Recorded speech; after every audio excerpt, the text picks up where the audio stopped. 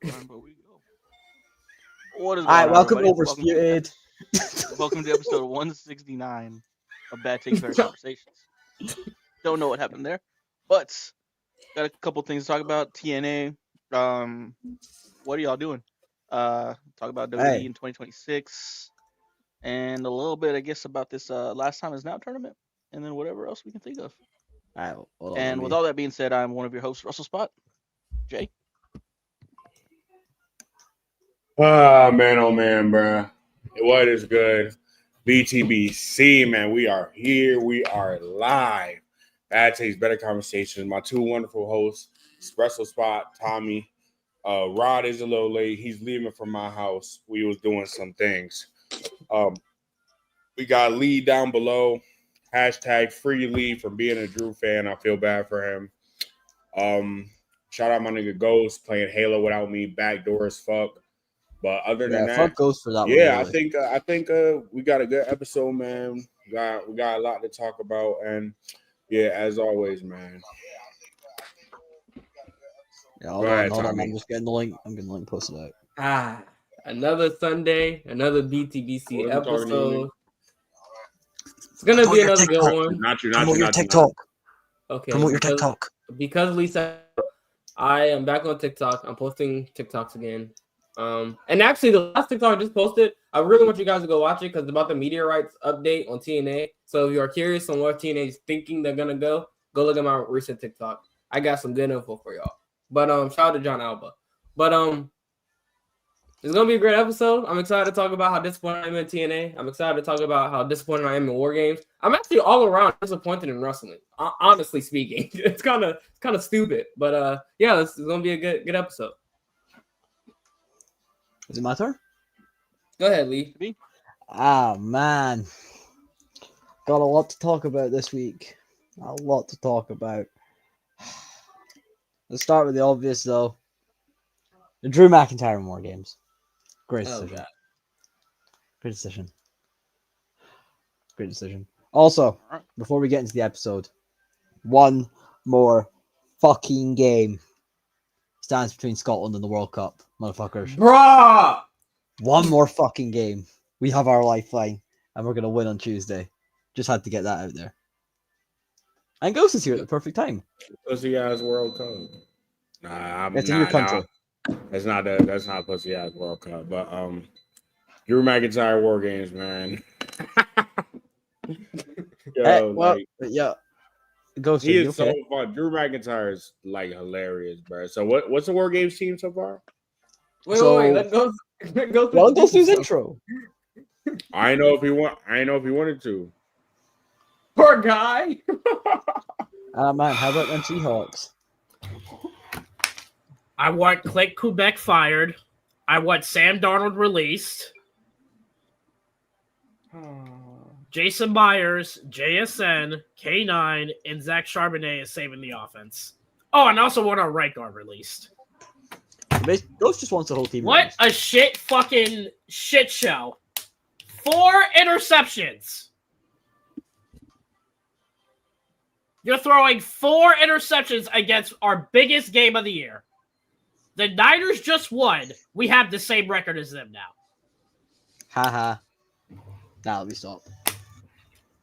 This monitor almost got destroyed today. And now I have to talk about WWE, which also sucks. They're putting up Sam Darnold stat lines. Damn! Oh, and TNA? Hey, Mike Santana, huh? Let's relax on TNA. Frankie What a shit. I fucking hate football, and wrestling fucking sucks. Hey, AEW been good though. Facts. At least. I'm not gonna lie. I enjoyed Collision yesterday. Has it really good? I think Dynamite's the better show, obviously, but Collision was alright. There's been a lot of hit and misses, but AEW been way more consistent than WWE lately. Agreed. I think every company's in the mode right now. Yeah, I agree. American wrestling is kind of fried right now. European wrestling better. I'm really looking forward to Wrestle Kingdom though. Hold on, pause. Hold on. Wait. Let's not talk. Let's not act like European wrestling hasn't gotten completely poached by the major wrestling companies. There is no more European wrestling, bro. Name 5 European promotions right now. Also, Jay, you've been stuck Red on 2K. I didn't tell you I Bull. was playing Halo. No, my torch trick just Ooh. ran away. Tommy, I was trying to catch torch trick and I it ran don't away. play 2K. What do we? You don't play 2K? Oh, No. oh, Yo, why are we okay. capping? Why are we You're just trying? lying You're right trying it today. Okay. How am I Yo, capping? So You Jay, know, if I check we're, your we're, play okay. we're history. just lying for fun today. Okay. Sub You know- Ant. Fuck you. So you don't play 2K26 No. Damn. at all? Oh, no. Oh, No. no. Go, Jay, you going fucked up. Not 1 hour. Go. Not 1 hour. No, I've never loaded it. Welcome to Jay's profile, everybody. Wait away. This is his stats. 4 days. We'll even compare it. Hold on. We're even going to compare it. Let's compare it. Because I played the game a little bit too. Keep it full screen. Oh, look at this. Look who's on the right side. Look at this. 7 days Yeah. and 14 hours. Jay. That's not my account. That's not your account? What? That's It's not my you? account. That's not your account. Hold on. Whose account is Deadass, that? bro. Whose Nigga. account is it? That's my what's it called? Hold on. Dang. It says Jay Aries on it. Nah, that's my pop's account. My So little you don't brother. have be a playing this. Joe I'm not keeps my gonna- player. I'm not going to. Ooh, nah, that would be You. fire, but nah. Whoever it is probably. Let's look at this bio. Let's look at this bio. Aries, leader. King, co-leader. God, he's a 2K. He's a Go 2K leader. team. Godly, 2K go-leader. Knight, co-leader. That account. Nah, That that's account not goes. me, I've bro. seen it. That whoever's on that account is like straight ass. So It has a don't John mention. Cena Wait, profile. hold on. What'd you say, Red Spot? What'd you say? wait. Goes. Don't even worry about it. It's like whoever's on that account. I've seen the highlights. Probably ass. So we don't got to worry about it. Probably ass. Yeah, probably. Nah, yeah, We're they not probably shaming is. Jay for playing they 2K. I'm If shaming they him for trying to be lying. like me, if they trying to be like me, feel me? Like, then I'm yeah, they shaming gonna be him ass. for lying. No, I've seen the highlights. Straight ass. But it's not you, so you good. Wow. Yeah, it's not you, Jay, is it? Wow. Hey man, you right, bro. That's your ass, bro. That Like shit I dirty. said, I'm not shaming Jay for playing 2K, but I'm shaming him for lying. Yo, Jay, if you like playing 2K, it's okay. Just admit it. It's okay Bro, to admit that you look. play the game. That's not Leave Jay. me They alone. don't play. Whoever plays on that account is ass. Bro, Oh, word okay. to my Okay. word to I'm my sure. mom. I do not play 2K. That's crazy. Your word to That's your mom, crazy. you don't play 2K. Your mom just. You know Jay, what? why'd you You know do that? Jay, you just wait until Rod gets here and we'll ask him. I already know. I already showed y'all the what proof. do he know? I already showed y'all the proof. He plays the game. It's okay to play the game. Jay. Russell It's Spot be okay. at my house more than Rod. Why did you do that smirk? Wow. I didn't know that. Jay, Right? what are you doing, man? That's besides the point, man. That's aside. Hey, forget about Ghost lying on my name for zero reason. Oh, Forget about I'm that. lying. Okay.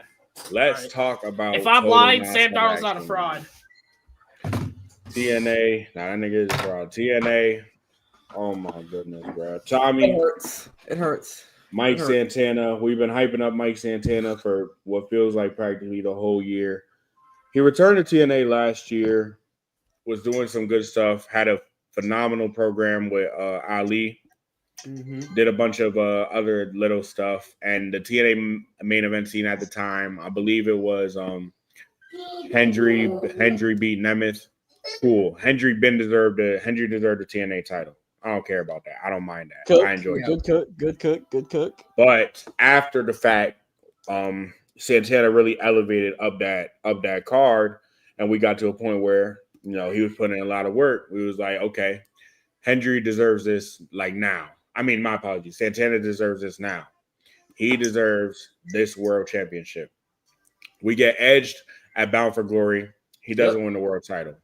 Second year in a row, TNA has done that, by the way, and they've done it multiple other times. Didn't he win it at Bound for Glory? You mean Slammiversary?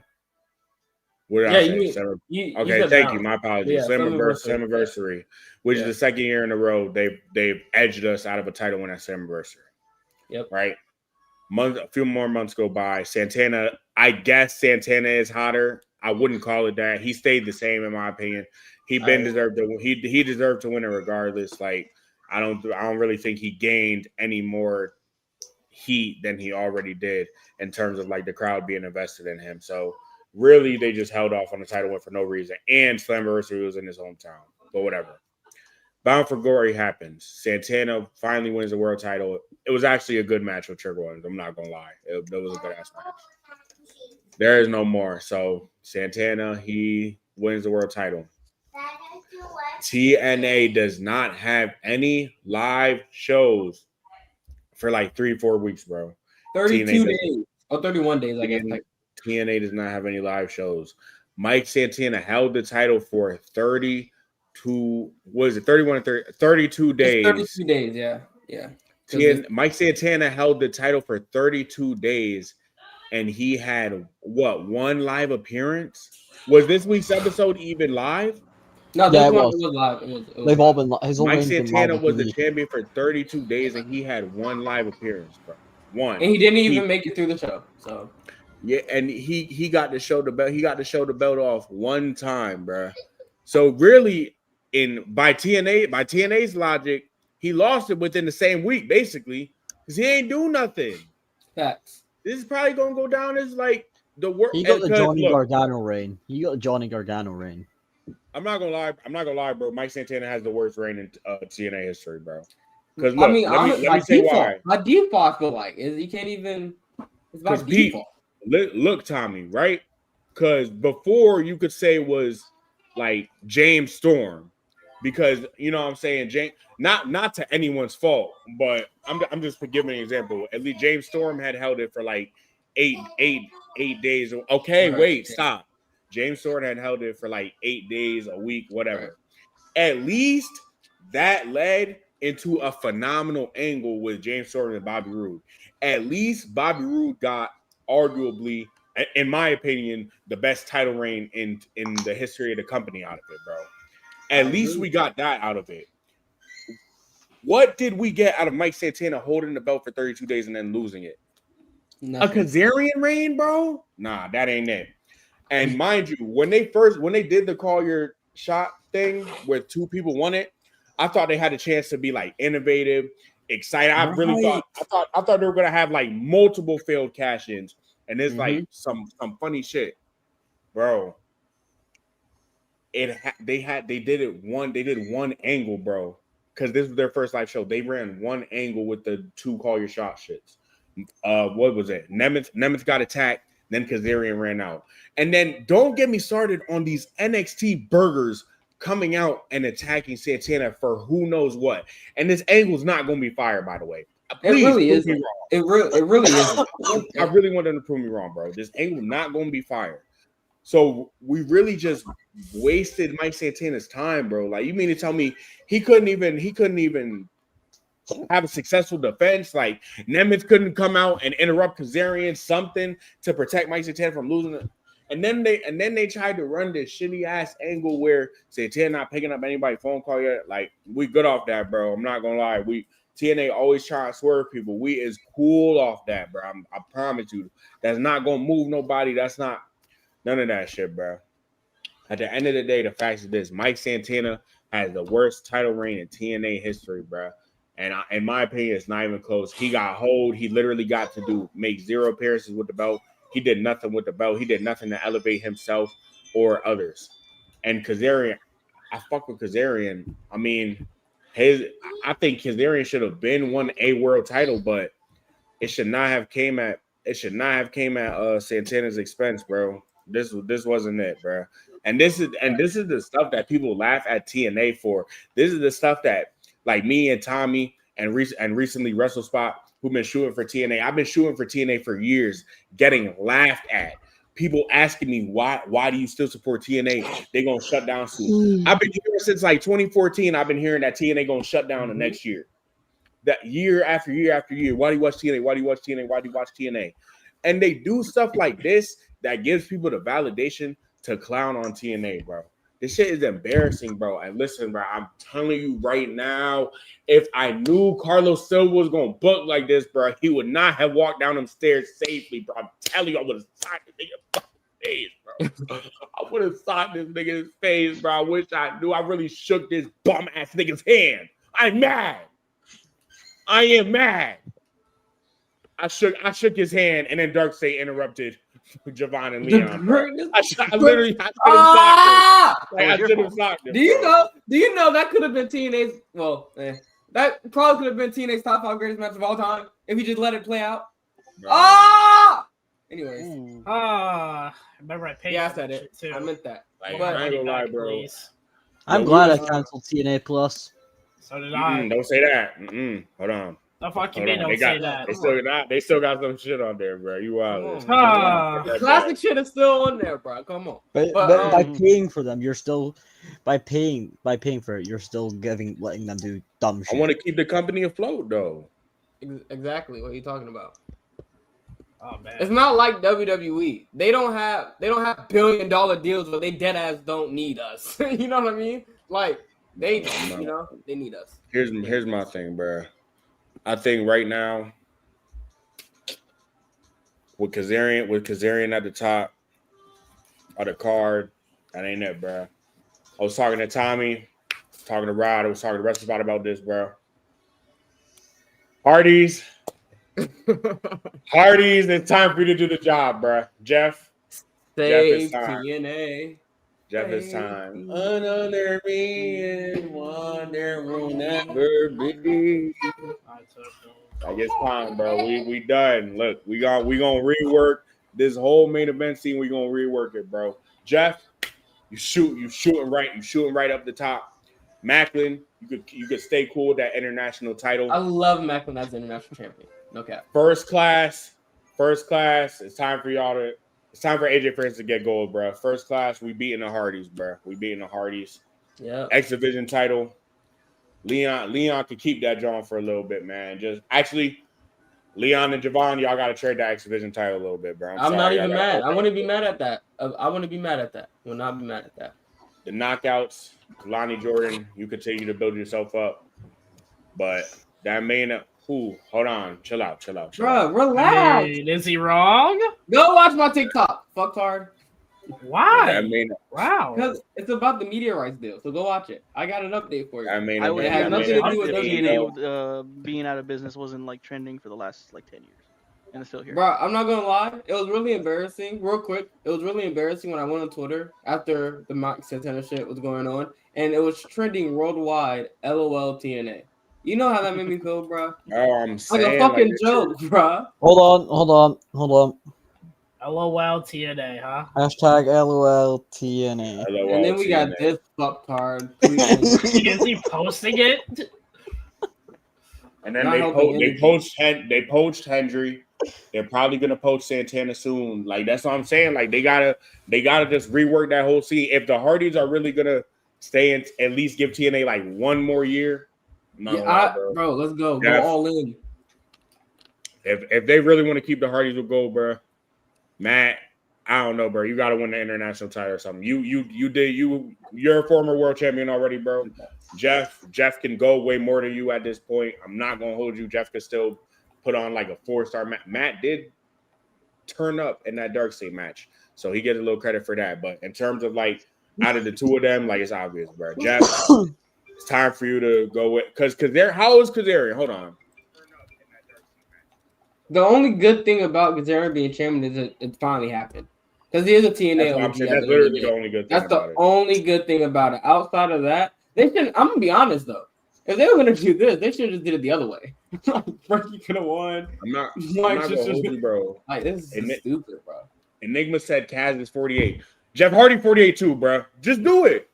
Literally just do it. They're the same age. Like, it's time, bro. We good, bro. Jeff, come back. Bring Willow back or something. You can smoke a cigarette on stage. Just come, bro. Like, you Jeff, gotta remember our interview. You said you got a new mask. This is the time. Bring it out. We gotta get that world title back over, bro. It's time. People are gonna look at TNA crazy, bro. You gotta get Jeff in there already with some young guys, Nah, bro, this ain't it, bro. We done with Kazarian. Kazarian, you need to have a short reign too, bro. I'm not gonna. Also TNA, re-sign AJ Francis. re-sign AJ Francis ASAP. He shouldn't Yeah, even he's have been to doing think about. good.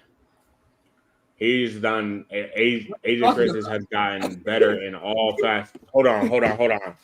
Money. Come on AJ now. Francis, he's gotten better in all facets, but people don't watch TNA, so nobody's gonna give him his props, bro. My nigga AJ Francis, he's gotten so much better, bro. He be getting the biggest boos on shows. That he took the system spot. I'm not gonna lie. He be getting the loudest boos on the shows. He's a safe worker. I'm not gonna. He really got no real flaws right now. Like he not a 5-star merchant. Like he not a OD in ring merchant, but he's entertaining. He has social media. He has social media reach. Not that it kisses his ass, but like he's over on Twitter. You feel me? Like he's straight. Nah, I think he should have won the title at Unbreakable. You talking about the international? Yeah, the international championship. Yeah. I wouldn't have been mad if you won the call your shot gauntlet and held it for a while. That would have been so. His character would have been a fucking. It's just too many things that I feel like little things that TNA could just switch and they would be completely different. Like if you wanted to have the 2 call your shot gauntlet winners, Jay, you made a great point earlier. You just missed like a whole 6 months worth of great story with having 2 call your shot gauntlet winners, 2 guys, and then you can. Another good thing about that trophy, you can cash in on any title, so you can literally never be on the same page, and that's the storytelling that I think they missed out. There's mad. I'm saying, bro, like there's mad stuff they could have did with that call. That depends though, because TNA like to do some fluky stuff. Is Nemeth gonna keep his call your shot? He's not, right? It's not. Well, nah. From that episode and Turning Point. From Turning Point, it looks like he's keeping it. He's got it. So he still has it. He can still call a shot. You thirsty? Yeah. Huh? You thirsty? Huh? Which I just. Why did you pee your diaper? TNA's gonna have to have flawless writing during the main event scene during this period. Especially since we're trying to get a media rights deal. They need to be flawless from here on out. And it sucks because I don't believe in them. I don't think they can, and it hurts to say that. But they need, like Jay said, they need to reinvent that whole main event scene. I don't even care what the end goal is with Mike Santana at this point. It's time to start pushing other guys. It's time to, because I feel like you already fucked over Mike. So we'll see. But again, I think they need to just reinvent that whole scene. And my thing is, Mike worked dumb hard to like get himself over, bro. Like his ring work, his like, bro, stop. Think his anniversary entrance of the spot, bro. Mad Puerto Rican flags in the air, like he was putting it super over, and he got shit faced, bro. Like that is not what you do to a guy that when a guy wants to reinvent himself and he comes to your company, bro. And that's how he gets treated. Nah, bro. And then my thing is, yeah, he took a chance 100%, betting on himself 100%. But he also took a chance with TNA, and I feel like Carlos Silva needed to repay him for it. Everything he's done for TNA. I mean, I just think he should get paid for it, man. And normally, I'm not gonna lie, normally TNA sometimes kind of good at that. Even if we don't agree with their title switches sometimes they just give niggas title just because they feel like they deserve it. This is not one of those times. The one time where I feel like TNA could be TNA, they do their evil side of TNA and fucks us over. But anyways, CM Ant said, I heard AMC is a potential landing spot for TNA. That is actually true. That is very true. AMC. Yeah, AMC. You guys still go watch my TikTok, but I'll tell you guys right now. AMC is one of them. A&E, and I think this was a little unlikely, but the CW just because their ties with WWE and NXT. But and again, yeah, there's not going to be two different companies on the same network. I don't think that's happening. And then my bad. Oh well, Lee, I would say this though. I mean, the CW is not a channel that has like anything super premiere outside of NASCAR and like I'm not gonna lie, the lower tier power conferences of sports in terms of football, basketball, and shit like that. So I don't think the CW would really. I don't think they would have an issue with having two TV or two wrestling shows, especially if they go hand in hand, kind of like how they do already. I think they'll be okay with it. I think the CW's in a spot where they have no choice. I mean, they don't have. Why not experiment? They don't have. Another thing, Tommy, is I really don't mind hot potato with the belt, but when you're telling that type of story with Santana, and then you don't have live TV for like there's just certain stuff you don't do, right?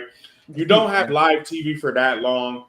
Like I said, I don't mind the hot potato with the belt, but that's if you like telling stories or at least having matches to show that here's somewhat of a confident champion. Like he did nothing. He did nothing.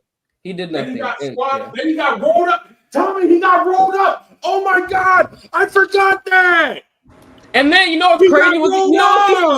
You know what's even worse? When he was about to spin the block, he did the full spin and then he just started like selling his arm. What?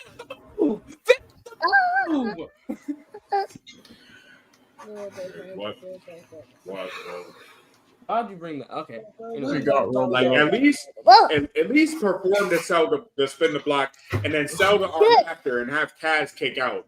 Like at least let Kaz to show that he was a fighting champion, bro. At least let Kaz hit the fade to black.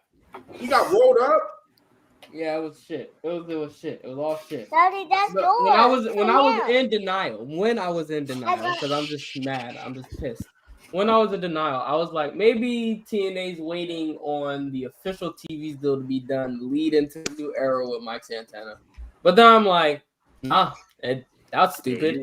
That's absolutely dumb. Tony Khan put the Ring of Honor championship on Chris Jericho. Seems like well before he had any idea what TV deal Ring of Honor was going to get because they still don't have one. So obviously they weren't close. But they put a title on him. They, just out of confidence. You got to go with Mike. He's the hottest guy on the roster. You want a TV deal or not, TNA? Do you want a TV deal or not? It's just that simple. That's all it comes down to. Man. They just gotta want it. They just gotta want the TV deal. I hate that I'm agreeing with Lee. But yeah, they just gotta want it, bro. You hate that you're agreeing with me. I hate agreeing with you. They just gotta want it. They just gotta want it, bro. They just gotta want it. And I feel like it's so easy. They just gotta change a couple things, bro. But anywho. But I want them to be on the CW low key. I don't know. But. I want them to get a TV deal. Just to get all their talent exposed more, show what they can do. But I think they're going to be waiting a while still. No, that's no shade on TNA, but I think it's going to take them a little bit longer to get that TV deal. It's going to come out in December, brother. We're going to have something by December. We're not going to enter 2026 with no TV deal. And if we do, Carlos Silva... You better hope that, Tommy. You better hope that. Carlos Silva has failed us because that's the only reason he's the TNA president is to get us a TV deal. That is literally the only fucking reason. So if we don't, he's there for no reason, and I think TNA made a mistake in hiring him. We should have just found someone that loved fucking professional wrestling, But anyways, Tommy doesn't love professional wrestling. Tommy's a fake wrestling fan. Anyways, interesting.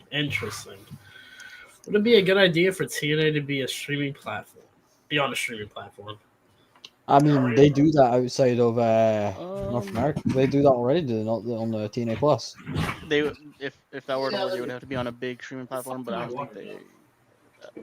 I threw my one. I think TNA is in a situation where I don't think we can necessarily go the streaming platform route solely yet, like only on a streaming platform yet. What is not? I just don't. I think you could do an AEW approach, be on HBO Max and TBS and TNT all the time. That's what I think would happen. But that's what we're doing now. I think what you should all do, honestly.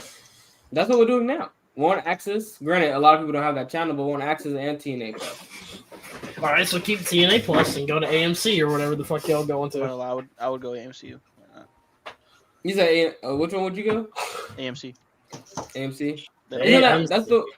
Is that the which one is The Walking Dead? A&E or AMC? AMC. Oh wait. I want AMC. I want AMC then as well. All right, because that's more likely than the Walking DW. Dead. All right. Isn't that a popular show? That's a very popular show, right? It's a popular show. That's So people know sure. the channel. That's all we need. People just need to know where we're at. That's it. That's all I ask. That's true.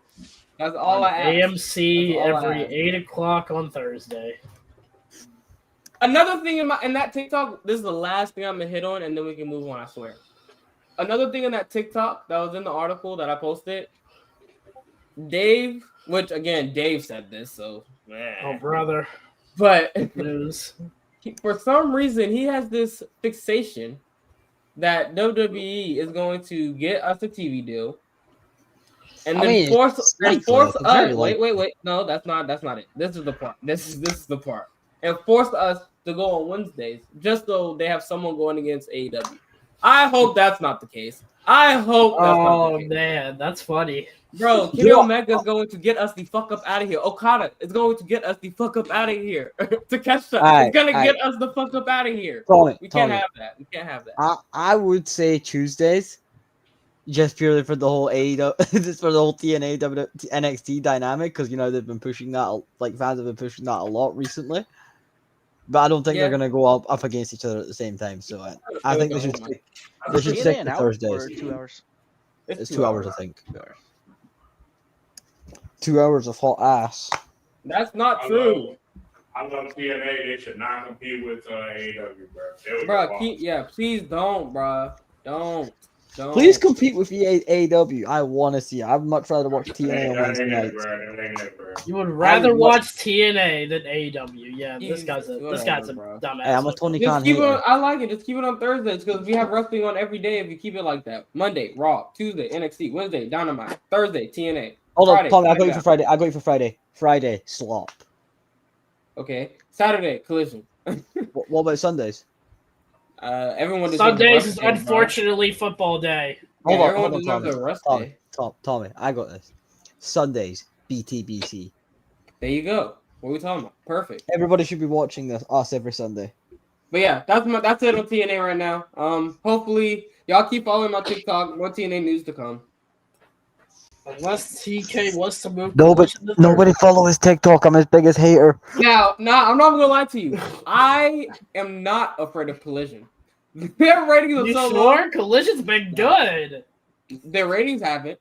So, Because it's on a Saturday. That's literally it, bro. bring I it. promise you. Bring it. To be fair, No, I don't think any second show AEW would do good in ratings. That's my thing. I don't think it's tough. That's On a tough. Saturday, man. Ugh. But it's okay. Just don't TNA stay on Thursdays. We get our TV deal, and it's gonna be great. It's still gonna be a great 2026. Wait, do y'all remember when Tony Khan tried to rival WWE on a Friday night with Rampage? He wasn't even trying. He was after SmackDown. Oh yeah, it was. And It a was lot literally right after of the times, AEW moved their shows. It has nothing to do with what's going on in wrestling. It's always some sporting event or something like that. So I will say that they never move because they're trying to battle somebody. Unlike It wouldn't surprise other me if they companies. move the December 13th edition. Wait, it's December 13th, ain't it? What are you talking You're about? going to the event on Cena's last match, aren't you? What day is it? Oh yeah. I'm pretty sure it's the 13th. That sounds right. It's Let me 13th. look at my wallet. Hold on. Yeah, that sounds right. No, 13th. go, just flex it. You're going to the match again. Just flex it. Wait, what is December AEW 13th, doing? 2025. December 13th, right. Tony Khan should move that Collision off of Saturday night. Oh no! Have you had- Don't be a bitch, Tony Khan. Don't be a bitch. Don't do that. No, if you have respect for John Cena. Get that shit out of there, Lee. I'm not. Now, Tony Khan respecting John John It Cena. Cena. doesn't Hello. matter. I No lo- one's gonna watch that collision anyway. Right. But I love John Cena to death. But again, thinking how Tony Khan should think, yeah, I understand who John Cena is. But again, I cannot let WWE bitch me out of the spot that I want to be in. I want to be on Saturdays. The You thing know, is, though, that's the way it is. like, there'd be times where WWE doing pay-per-views, like, obviously, WWE's been doing pay-per-views on Saturdays since before Collision started, right? Probably. I don't know. But I I've noticed that whenever WWE have a pay-per-view, AEW Collisions normally, like, obviously they do Saturday night's main event, right? That they keep that shit on Saturdays when they do that. But when they have a pay-per-view, Collision's very conveniently on a Thursday that week. which honestly most of the time is conveniently. I mean, I don't know what they be having going on Saturdays, but again, TBS. Oh, especially during that time, wasn't the World Series going on? So that could have been a big deal too, because the World That's Series smart was on though. TBS. They got no business competing with them pay-per-views. In the Yeah, Broncos one. I will There say you that is go. smart booking by Tony Khan to move that shit to a Thursday. I don't think it was his decision. That's what I'm trying to tell you. I think it's literally just because of sports events. If it was up to Tony Khan, I don't think he's moving anything for anyone. You know, I really don't. And now, granted, you're right, Jay. He shouldn't be battling them, but I don't just because of how he perceives himself. I just don't see him doing that. I think WWE is just being extremely petty right now with how they're booking. Of course, it's WWE. That's who they are. Like King they Petty. will, it's at the point now where AEW is like. I know everyone was saying, "Oh, AEW is going to be dead in like 5 years." Aren't we? We're in year 6 now of AEW, and they're still not dead. I think they're around forever now. Well, I He's a hope billionaire. They're not going to go away until Until the that won't Khans run happen. out of money. That won't happen.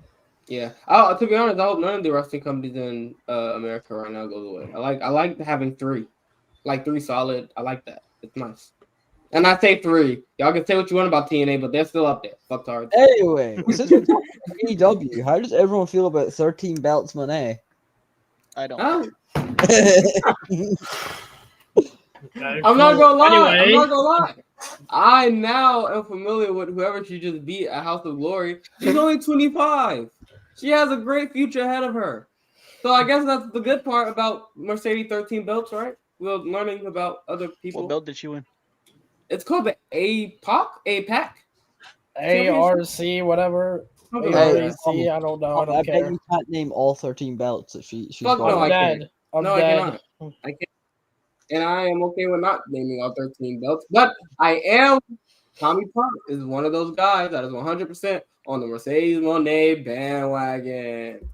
She's got to lose. I think once she loses all these belts, she's got to go on a big losing streak. Tommy's on the Mercedes train. W. When she starts losing her belt, her character is gonna go to another fucking level, and that's when she's really gonna be fucking great. All I right. can't That's when wait. I'll care. I can't wait. Not I gonna lie, think- bro. She's going to win the world title next week, though, to make it 14. She is not winning the world title next week. I think she's going to She do it. is winning the world title this Saturday. No, bro, don't. Tony Khan fuck everything up.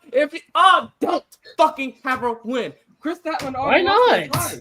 Chris Statlander already lost her twice. Because when she wins that world title, then all those titles mean nothing still. Oh Especially that man, world title. Well, all those don't gotta think- gotta collect the belts. Never Gotta collect the played. belts. My Yeah. vision with Mercedes storyline right now is I want her to go absolutely fucking crazy before she wins the world title. So I feel like her losing the 13 she has now has to come first, because when she finally wins the big one, it's gonna put even more emphasis on how big this title is, because she doesn't need those 13 other belts to fill the satisfaction of being champion. Oh, fuck off. That's my story with Mercedes. What was that shiny Pokemon I just got? What was it? Bro doesn't even It know. sucks because Anyway. I really do like Mercedes, but it's just like, 13. That's crazy. 13. Oh, How many yeah. of them has she defended? Don't know, Don't question her catalog. Her catalog is insane. The reason why we don't know about it is because we don't pay attention to majority of the belts she holds. But that motherfucker be wrestling. That motherfucker be wrestling. Ghost, you can pull up cage match, but that motherfucker be wrestling. Oh, I don't feel like it. Anyway, I heard the shiny sound twice. anyway, so aren't we supposed to have a celebration? Well, I'm trying to wait on Rod. We're waiting on Rod for that one. We can Yeah, do we gotta the wait I on guess the Rod. main subject of this one while we wait for Rod. Oh god! Now we have to talk about WWE. WWE. Not at the moment. I do love seeing Puck as champion though. But anyway, that's not the point. The worst world champion ever. Ghost. Yeah. Ghost. I feel like I talked a lot this episode. How do you? What is one thing or a few things that you think WWE can do right off the bat that'll just make it a little bit better? Get the belt off Jay Cargill now. Cook. Wow. Cook. Okay. Cook. Do a fucking Okay, but- draft. Do a draft. Fix Wow. SmackDown. Hurry up. Now the shit's fucking garbage. And do not switch to 3 hours. What is wrong with you? It's too late. They're switching 3 hours. That is one thing I'm always agreeing on. Do not switch that shit. Do Wait, not actually, switch to 3 fucking hours. you know what? Lower the ticket Please switch prices. Please switch to 3 hours until the end of January. That's all I ask. No. Why? Because we're in Europe for most of it. You're for messing with You want 3 hours of SmackDown? They can watch While they're- 3 hours of slop. While Chub they're in bucket Europe. slop. While they're in Europe, yes. But when they go back to So you want to America, watch Europe yeah. slop. Okay. Do a draft and commit to Commit a to the brand yes, split. and commit to the Yes, fucking brand split. Absolutely. We all know Absolutely. that's never happening. but they Oh, should. And here's another important thing. Can we please, for the love of God, start building these new stars? Yes. What do you mean? Please. They are. Oh. I was about to rage bait the fuck out of you. Oh. Already Oh, got rage man. baited by Sam Darnold today. They're building. That up was Deus, a bait. though. He showed you his true colors. That wasn't bait. That's who he is. Who is it, Lee?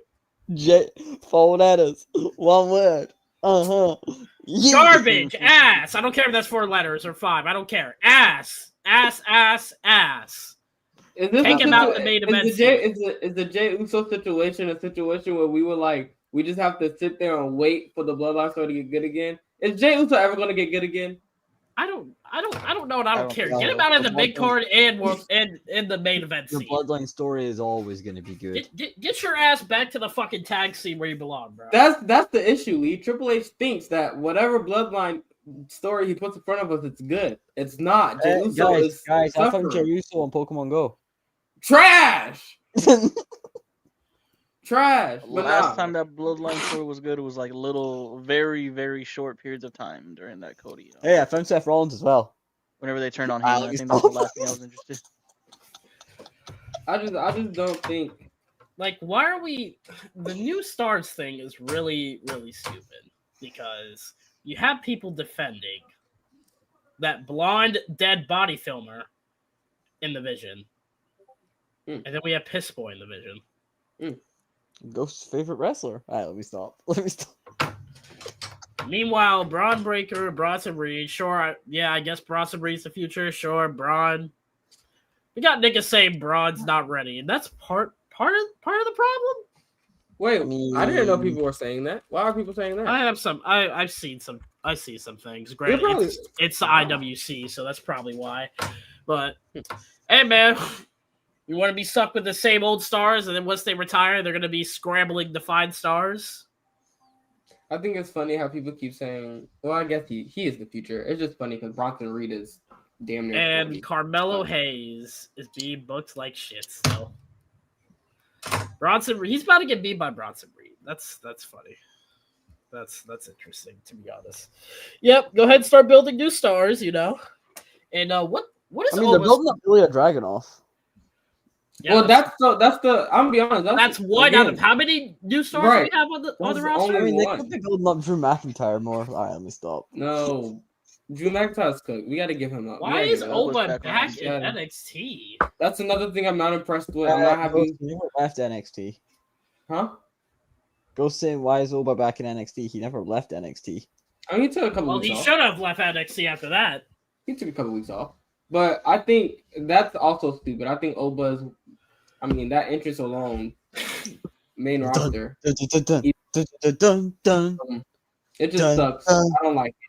But again, NXT wouldn't really have. I mean, what would Ricky Sainz do if Oba's not there? He already beat Trick in a last man standing That's match. NXT's problem. Fair. No, you're right. You're right. You're That right. is NXT's problem. You You have are TNA stars 100% over there right. too. Oh my god. You are 100%. You are 100%. And yeah, stop wasting talent in NXT. Yeah, please. Like, Stop.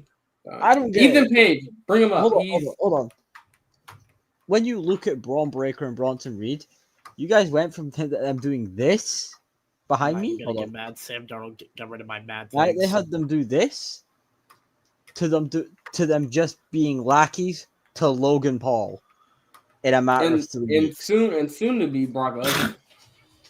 They had them turn into lackeys for Piss Boy and Oh, Logan Triple H, you suck dick. Ricky, Oh, this is Ego, a great one. Jordan. Oh no, this list that Ant got is a Already Ricky, lost all my Ego, anger Jordan, energy. Blake, Already lost it. Zaruka, Ricky, etc. Ego, should all Jordan, be on the main Blake, roster. Yes. Zaruka should be on the main roster. Like that right there can What is literally Jordan Grace doing? redesign SmackDown. What is Jordan Grace doing? Nothing. Being She's too doing attached nothing. to TNA. She's having a mid beef with Kalani over the Knockouts title. Why are we which isn't beefing even with an Kalani NXT. for the Knockouts title? You already did your thing with the Knockouts Yeah, title. Tom, She how did do her you- big one with the Knockouts title. There's no reason for her to do the Knockouts Tom, title. how do you What? feel about Kalani Jordan as the Knockouts champion? I'm gonna be honest, I actually love it because she's a babyface in TNA, but she's A not heel in really. NXT. Yeah, I actually enjoy it. But I'm not gonna lie. She also did tell the Knockouts she doesn't want to be in the locker room, but still, she's great. Who's she facing at Gold Rush? Is it not Jordan? No, I think there's no Xia Li. If it is, I'm skipping that one. There's Danny not Luna. context behind that. Danny Luna. That's who it should be. Danny Luna, huh? But no, literally, if WWE, if Triple H brought up those names and maybe a couple others, he can literally redesign that both brands. Like, and he wouldn't have to it would be so easy if you just brought all these names up. You wouldn't have issues in the main event scene. You wouldn't have issues in the mid card scene. You wouldn't have issues in the tag division scene. Because there's enough there in NXT to bring up to fix a lot of the problems on main roster. You know it's bad when the women's tag team division is better than the SmackDown women's division. That's how you know it's bad. Mm-hmm. And but you can even make it better by throwing Zaruka in there. It's insane. It's insane how much stuff they have on NXT that they can just move up and it'll fix so much. I mean, I'm one of the people that thinks not Jordan Grace, Blake Monroe should just bypass NXT altogether. Yeah. I mean, I I think agree. Jordan Grace should bypass NXT as well. I agree. No, I don't agree with that one. You don't think Jordan? you're You think okay. Jordan Grace should have? I think Jordan Grace is main roster ready. Jordan Grace, I think she could have been main roster, but Blake Monroe, I think she. I don't think she green, but I think she would have benefited more from being in NXT instead of main roster. What Well, about Ricky Starks? she said she wanted to be in NXT anyway. So Ricky Saints, Jay. What about Yeah. Ricky Saints? I like that. I think he should have bypassed NXT. I think he needed NXT too. Even if it was I like think- for like a quick month run or some shit, yeah. Right. Yeah, I think Which is Ricky. wasn't it like that what it was originally meant to be? A quick 1 month thought run in NXT. Yeah, because their news came out, they were going to bring out Ricky Saints, Jordan Grace, and some other people. Maybe Ego, Ethan Page. Also, WWE need to take more risk next year. Yes. That is 100%.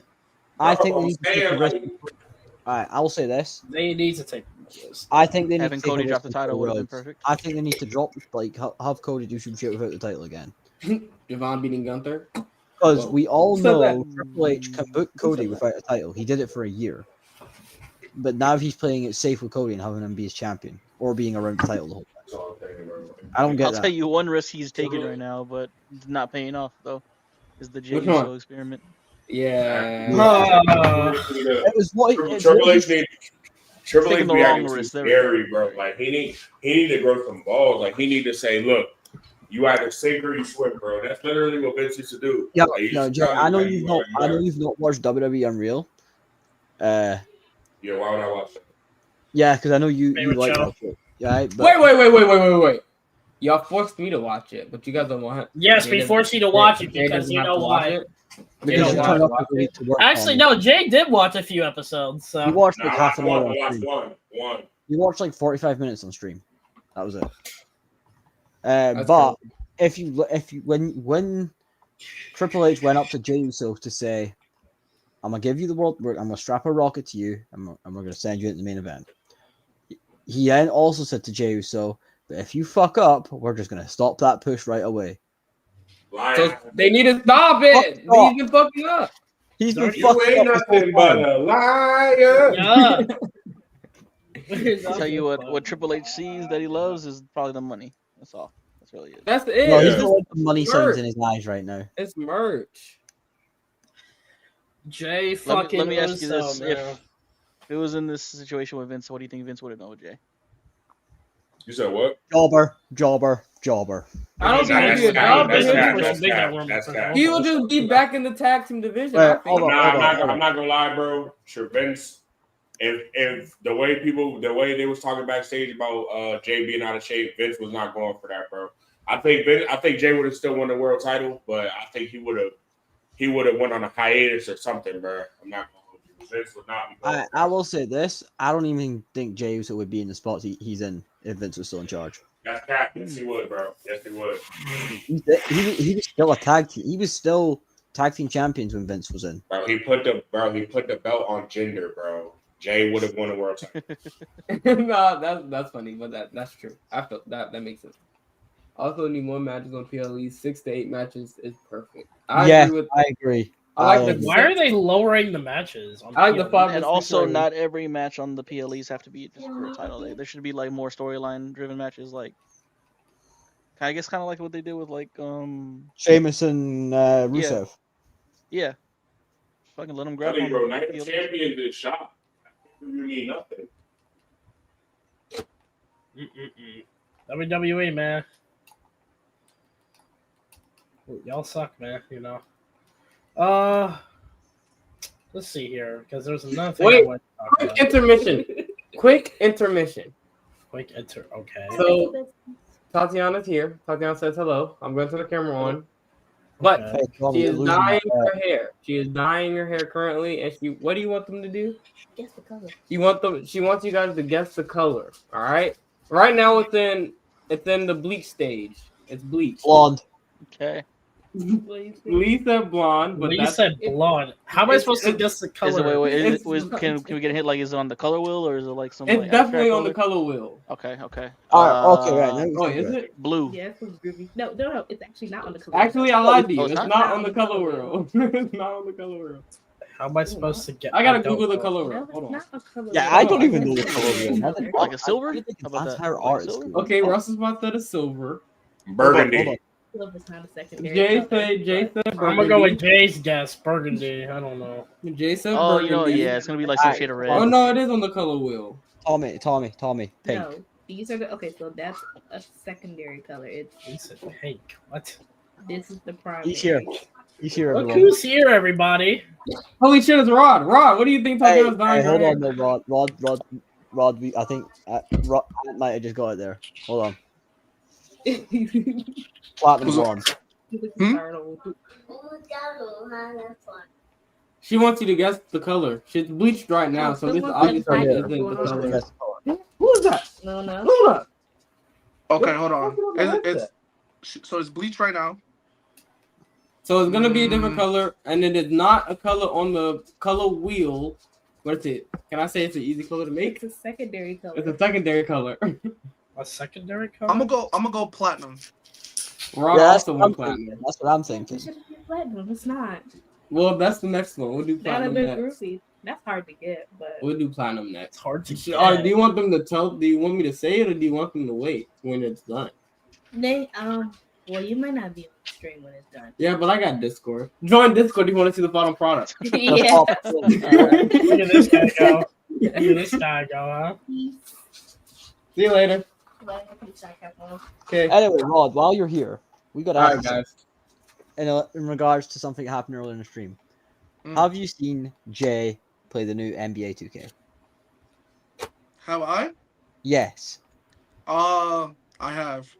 See? Fucking yeah. See? We're not Keep like in mind. Oh, Keep in mind, he attacked 3 out of 6 people in this StreamYard right now. Keep in mind, you're a clown. Nice. Way to go. Like I said, we're not People literally shaming lie about anything. again. We're not shaming Jay for playing 2K. We're shaming him Wait. for lying. Keep in Yes. mind, Jay is a 2K addict and he smokes Reg. Keep in mind. Real. So No, Jay's the type of 2K player to buy a bunch of VCs. you know, Keep Jay. in mind, after Joe Hendry lost last year, Rod said, and I quote, "Bro, please spark me." whoa. Listen. Like, I gotta ask you a question, Jay, and I want you to answer me in the most sincere way possible. You ready? Let me tell you, kiss his ass. Are you or are you not addicted to 2K. No. That's the Who problem. would ever be addicted That's to the a problem. That's You the- can't admit your problem. Damn You're it. Damn, addicted. Jay, you can't admit your problems? Oh, man. That's the Anyways. problem. You know That's what? the issue. You got an addiction too. It's called left cheek and right cheek. No. Someone turn this camera No, off. no. Someone turn this Please camera off. don't do it, Jay. Yo, Turn this bring him camera down. off. Bring him down. Bring him down for that one. Damn, Jay has a gaming addiction? So I guess Wow. Rod, we can kind of jump in where we were right now. We're talking about what ways to make WWE better, but there was one question that I had, and I'm kind of curious to see what you'd say. Would Jey Uso have still become world champion if Vince was in charge?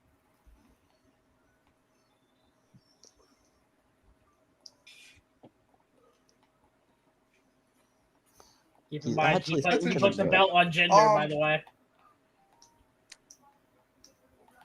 But you gotta remember, Jay was still a tag team guy under Vince.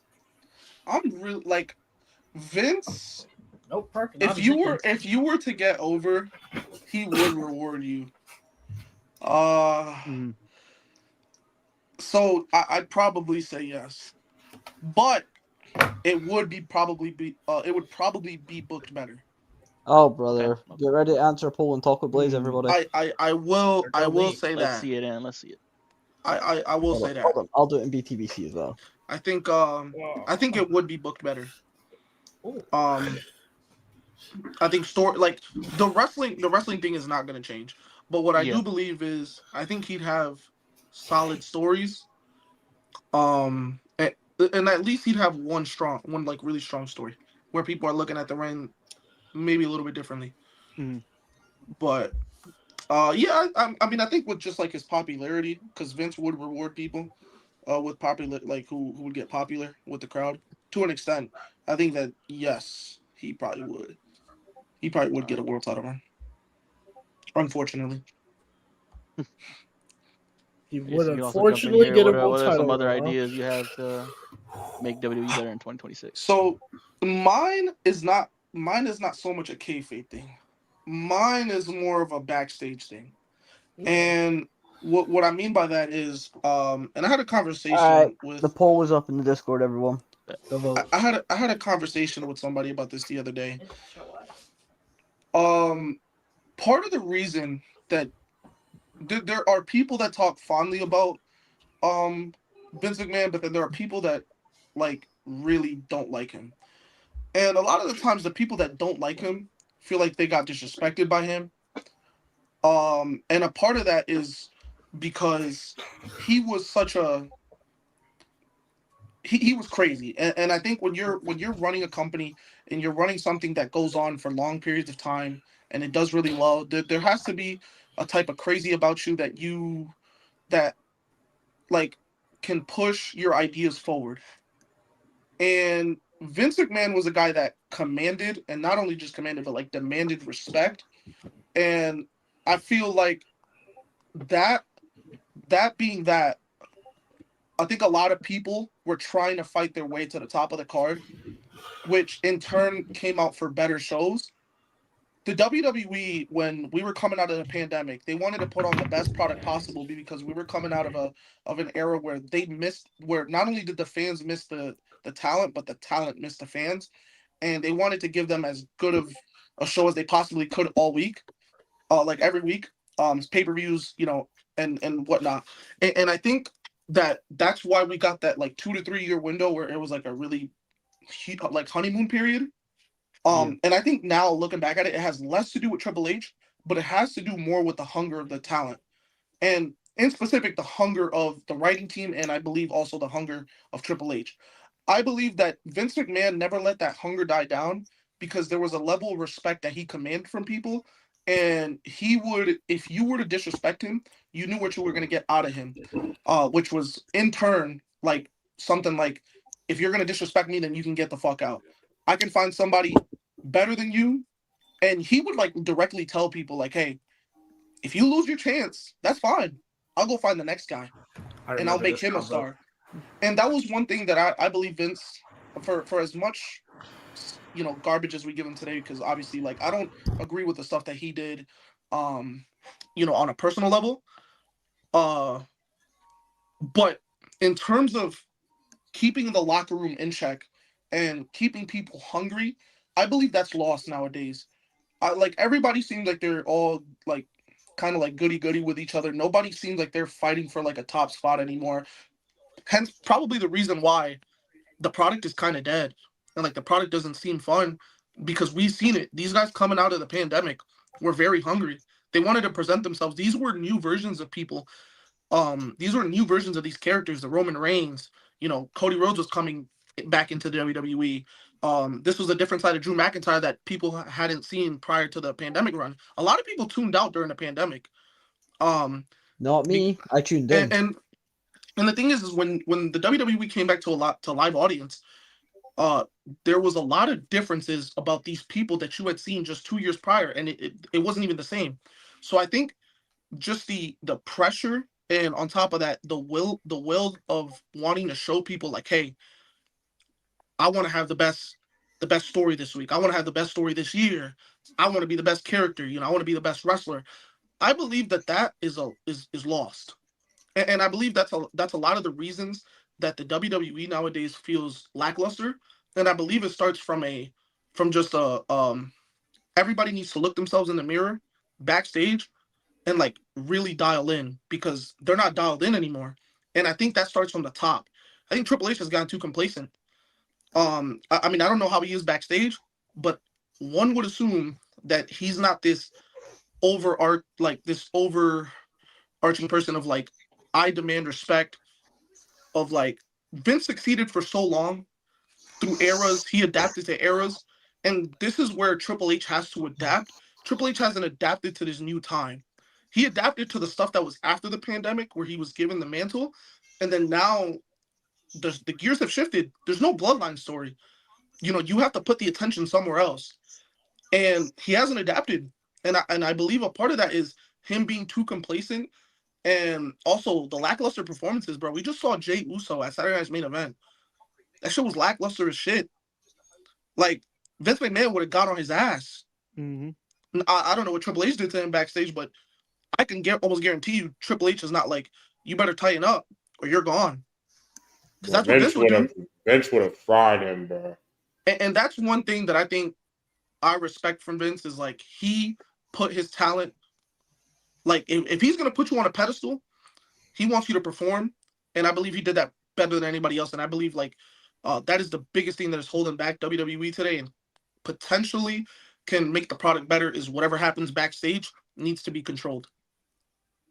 And he needs to stop being friends. Part of the reason everybody steps over Tony Khan is for that reason. So I think that's one of the major things. Yeah, like look what Ann said. Like, good job out there, man. I feel like he tells that to everybody. Good job out there. Like, dude, you need Triple H with the AI generated responses, like, pretty much. You need to like get on your talent. Like, bro, you are like literally the top guy for hundreds and thousands of people. They all look to you.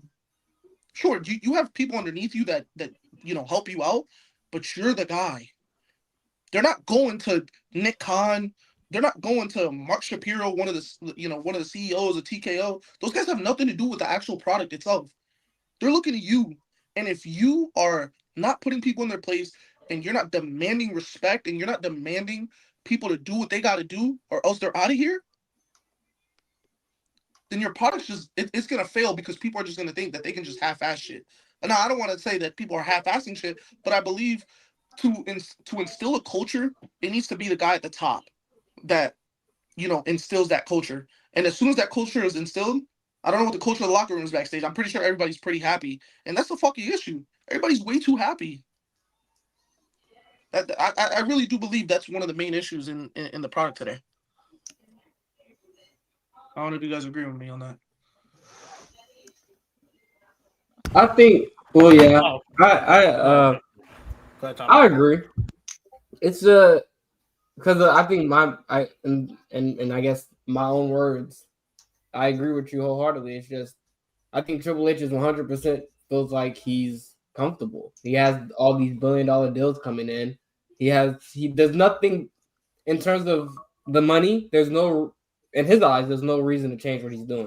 So because of that, he's complacent. He's comfortable. He's just being safe, and it's kind of it's affecting the product, obviously. So it's just one of those. Yeah, I completely agree. These deals, man. It's hard to say you're not doing something right when you're getting billions of dollars, But Yeah. still, Also, I want to say this, Rod. I remember we talked earlier Friday Mhm. about the way that they've been booking baby faces. You know what I'm talking about, right? Yeah, I believe so. Yeah.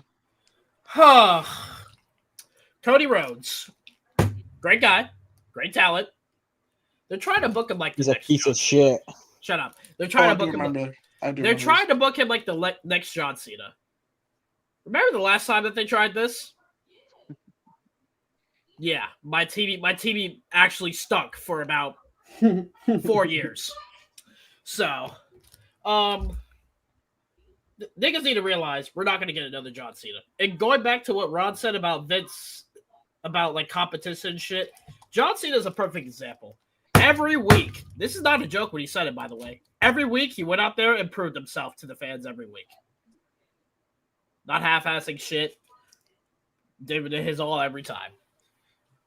They're still trying to find their next John Cena babyface. I mean, Cody Rhodes can be close to it, but we're getting to a point where it's starting to get stale, I guess, or maybe it's because the SmackDown just sucks. I don't know what it is, but something needs to change. the bit so I have an instance, like, for example, like and this one is kind of like, I guess this one, I guess this one kind of fits in, but not really.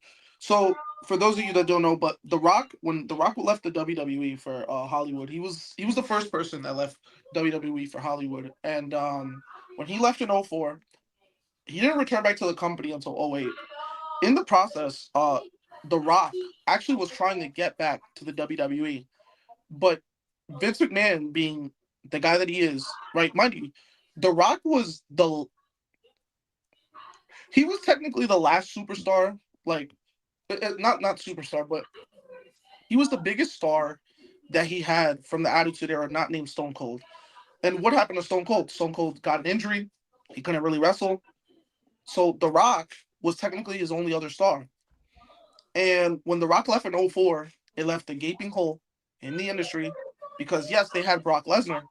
And yes, The Rock put him out on his way out. But The Rock is technically probably supposed to still be one of the guys at the top of the top of the totem pole while they start to flesh out some of the new talent. And for years, The Rock was trying to come back, but Vince was so petty to the point that he wouldn't allow The Rock to come back to the WWE because he was so mad that one of his guys left him for AEW. It actually broke Vince McMahon down to a point that, I mean, one would assume, I don't know how true this is. Within a year of The Rock leaving, the WWE started something called WWE Studios, and they started producing movies under their own umbrella. I mean, I would me personally, I would think The Rock leaves in 2004. Within the year, because of how petty Vince McMahon was, you want to start a movie company because you don't want your people leaving to Hollywood. I mean, that seems like something that probably was. It came from The Rock. I feel like that kind of stuff, and Vince McMahon never let anybody step over him, no matter who you were. He always kept guys like, and this is the other thing. The report that happened a couple of weeks ago, right, about Cody Rhodes and Drew McIntyre wanting to lose. Vince, I believe Vince would have handled that a little bit differently. Sure, Triple H said no, but it was like completely the wrong decision. And I truly do believe that Vince would have probably handled that a little bit better because he was like really good with that stuff. Then again, Vince had years of experience. Like Triple H, like, if I'm being honest, I'm really not counting the NXT years anymore, dude. Like like now that Shawn Michaels is running NXT really well, to me, I don't really believe that Triple H running NXT really matters because Shawn Michaels is doing it with, to me, a lesser roster. Yeah. A way lesser roster. So to me, it doesn't give Triple H brownie points that he booked Black and Gold NXT perfectly. I mean, he had the perfect set of guys for the perfect set of time, for the perfect time when WWE was not at its highest, and they were able to get notoriety due to how bad the main roster was, and that they were booking great shows because of the PWG talent they had and all these like indie superstars. Going back on the babyface thing that Ghost said, and you know this remains to be an issue. Cody Rhodes being booked like John Cena is kind of failing in the sense that when Roman Reigns was being booked like John Cena, people didn't like him because of he couldn't talk. They thought it was really boring and real. Like he really had no promo ability. If he would have had a mouthpiece, I think it would have worked exponentially. The guy is and like a really great in-ring worker. We can tell. I mean, the guy is actually really damn good. Especially he was having great matches back in the day. But here's the thing, and this is why Roman Reigns being booked as John Cena kind of works semi.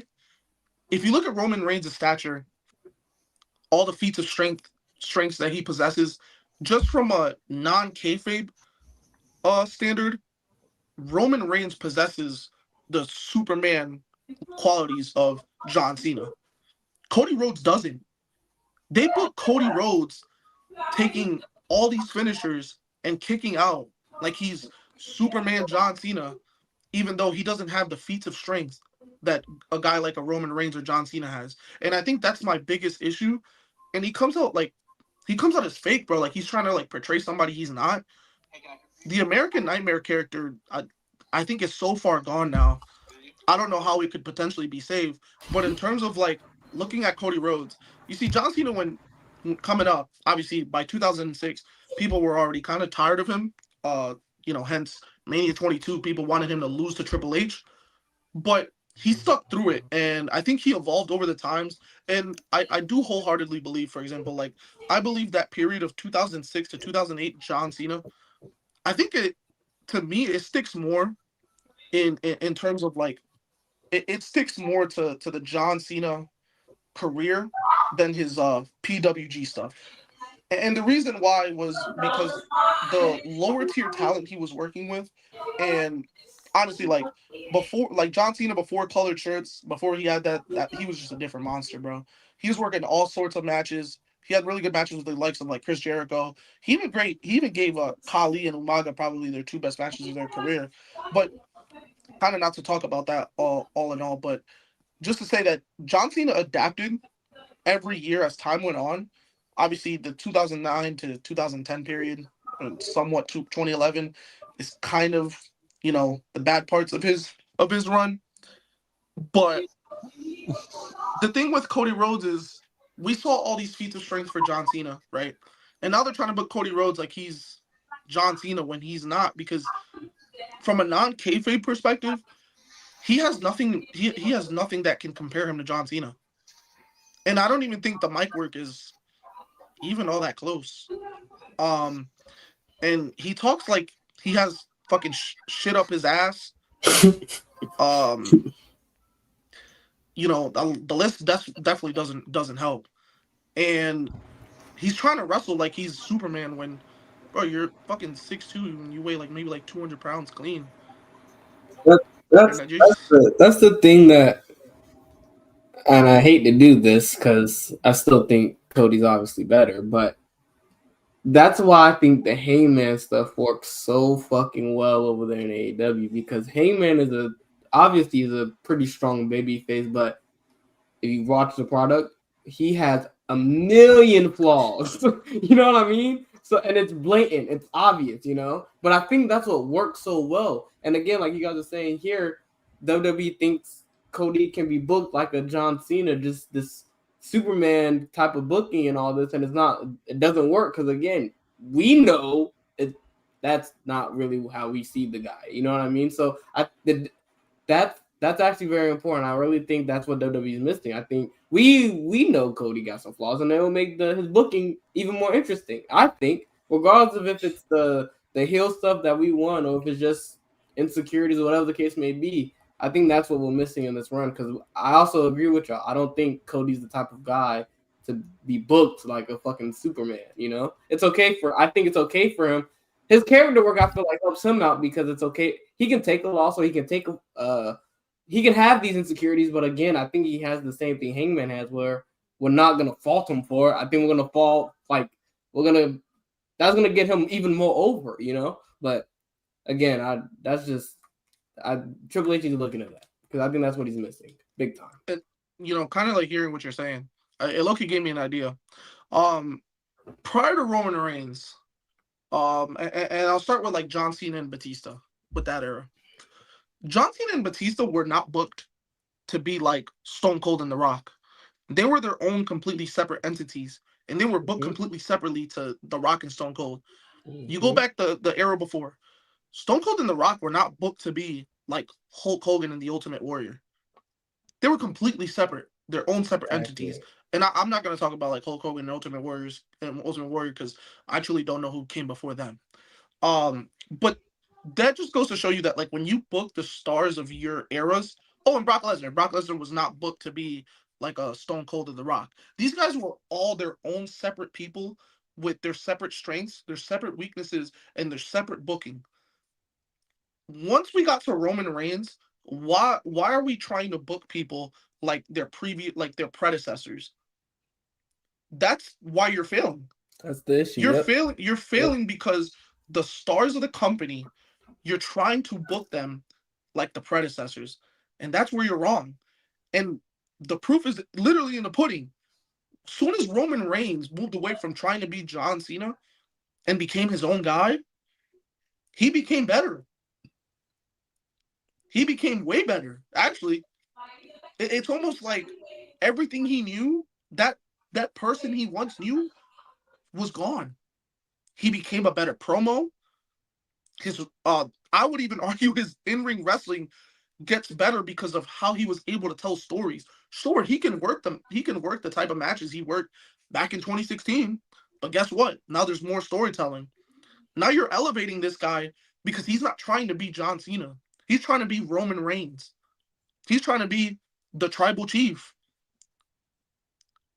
Like, and that's why now they're trying to find the next guy, and they're trying to make it Cody, but they're trying to make him John Cena. And that's not who he is. And that does not work. We've seen it in previous times, bro.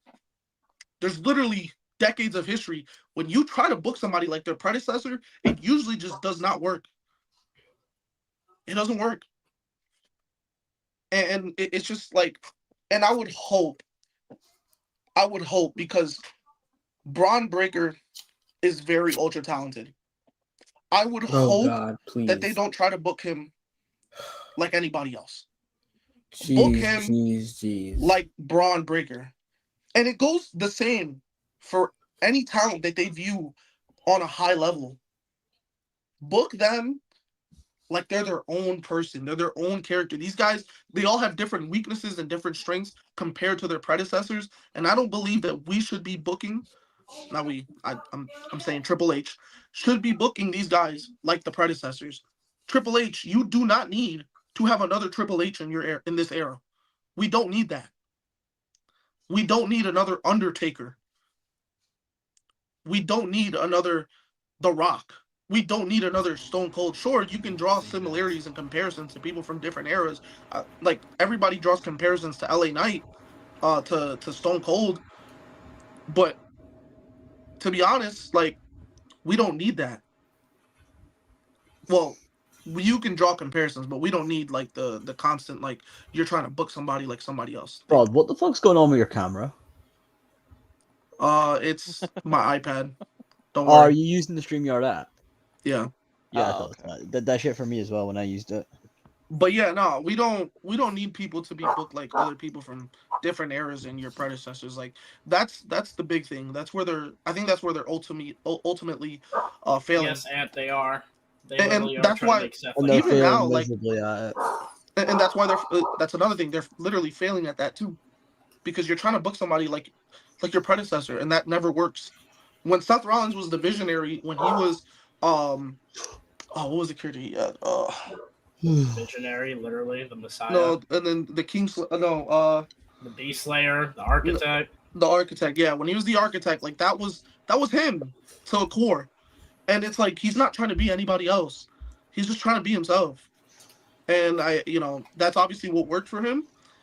He came back, and then in 2020, and like what he was doing with the Messiah stuff, leading on to like the Visionary, that early part of the Visionary, up until about I would say this year, like completely took a collapse. But up until 2024, I thought Seth Rollins was doing a really good work in terms of like character. And then this year, it just completely dipped because they were trying to book him like he's like somebody else. And sure, Seth Rollins is really good at adaptability, and he's good with a different range of characters. But when people point out similarities and it shows too much of like a certain predecessor, in this case Triple H, it can tend to fail. People start to look at you sideways, and it just probably wouldn't work. And it's not working for Seth. Well, wasn't working because now he's hurt, but it wasn't working. I'm trying to think of And like another. I'm trying to think but of something I do recently. want to I do want to also point out, chat, you might be like, yeah, we're supposed to be talking about how WWE as a whole can get better, but it starts with your top guys, I think. So Mhm. you got to have your top guys in line Take that world before title you. off Cody, and I think it fixes a lot of things. You don't need that belt. Yeah, that's the one thing. You got to get the title off him. Allow him to kind of reestablish himself. Well, I don't want to say reestablish. I think he's already established, but give him something different to do, something that doesn't revolve around a world title. And I'm seeing what people are saying online about giving this title to Randy Orton. You don't need it either. No, But You it'll be give it to something SCP. it'd be different. cool, but Yeah, not it'll be It'll something be cool, different. but I don't think he's holding it longer than a month. Like I think That's, I'm gonna be honest, that's okay. He doesn't. We don't need a long Matter of fact, title no, run. hold on. Matter of fact, that goes to my other thing. Stop with these long ass world fucking. That's what I'm titles. saying. We don't need a long Yeah. title run. Yeah, no, but I don't like Randy Orton. I don't like his last 2 world title runs have been month-long reigns. Okay. I like if you're gonna And? give him the 15th one, I don't think that world title Make should it- go to someone make- who's had it. I think give him right it now, 3 or at 4 this months. very moment. Have him hold it for 3 or 4 months, not 1 month. And that'd be it. But I think the only option right now to fucking take that title off Cody is Drew, and we all know they ain't doing that. Yeah, I wish KO was around right now. He'd be a perfect guy to get a little ring. They're probably still gonna That do would Drew, be- but that's Nah, they right would have now. just let him Not job gonna out to lie. Cody again. They would have just fed him straight to But it Cody. would have been. I mean, it would have been nice. It would have been nice. It would have been nice. That's another thing, yeah. Like Aaron saying, he was trying to make Rhea this era's version of China. And he's kind of gone away from that a little bit, at least in this year. Especially with all the storytelling stuff that she's been doing. She's a phenomenal in-ring talent. Like you can book her many different ways. You can just have her straight up as somebody who just goes out there and wrestles every week, because I do believe she's a special talent in that right. But she's just really good. And she was really good from a really young age. I mean, she came into the WWE, I believe she was like 20 or 19, honestly, if I'm being honest. But she came into the WWE really young. She came in, and they automatically, from the time that she came in, they thrusted her into being a big star. As time, as time kind of came along, she was just getting these monstrous pops, dude. Like she was just over as shit. As soon as she started doing the Judgment Day stuff, it was like basically raps, bro. Like this is the star of the women's division. And there was a point in time, especially like 2024, like they were just trying to make her like this era's China. And I'm glad that they completely shifted away from that. Because now she's actually developing some character. She's developing, this sense of like, oh, now I can emotionally attach myself to this person because this person actually has feelings, instead of her just beating everybody up and not really showing much emotion, which was kind of what China was. She was just somebody who just go in there and just beat the fuck out of people. And I believe that Rhea is completely different from that. And another person I would like to talk about is Charlotte Flair. I mean, this past Friday, she she even started to develop some character. Shocking, honestly. Yeah, she did. Yeah. Yeah. And I believe these are little things, and this is gonna tie into my point, but like these are the little things, bro. I feel like we've gotten away from character work.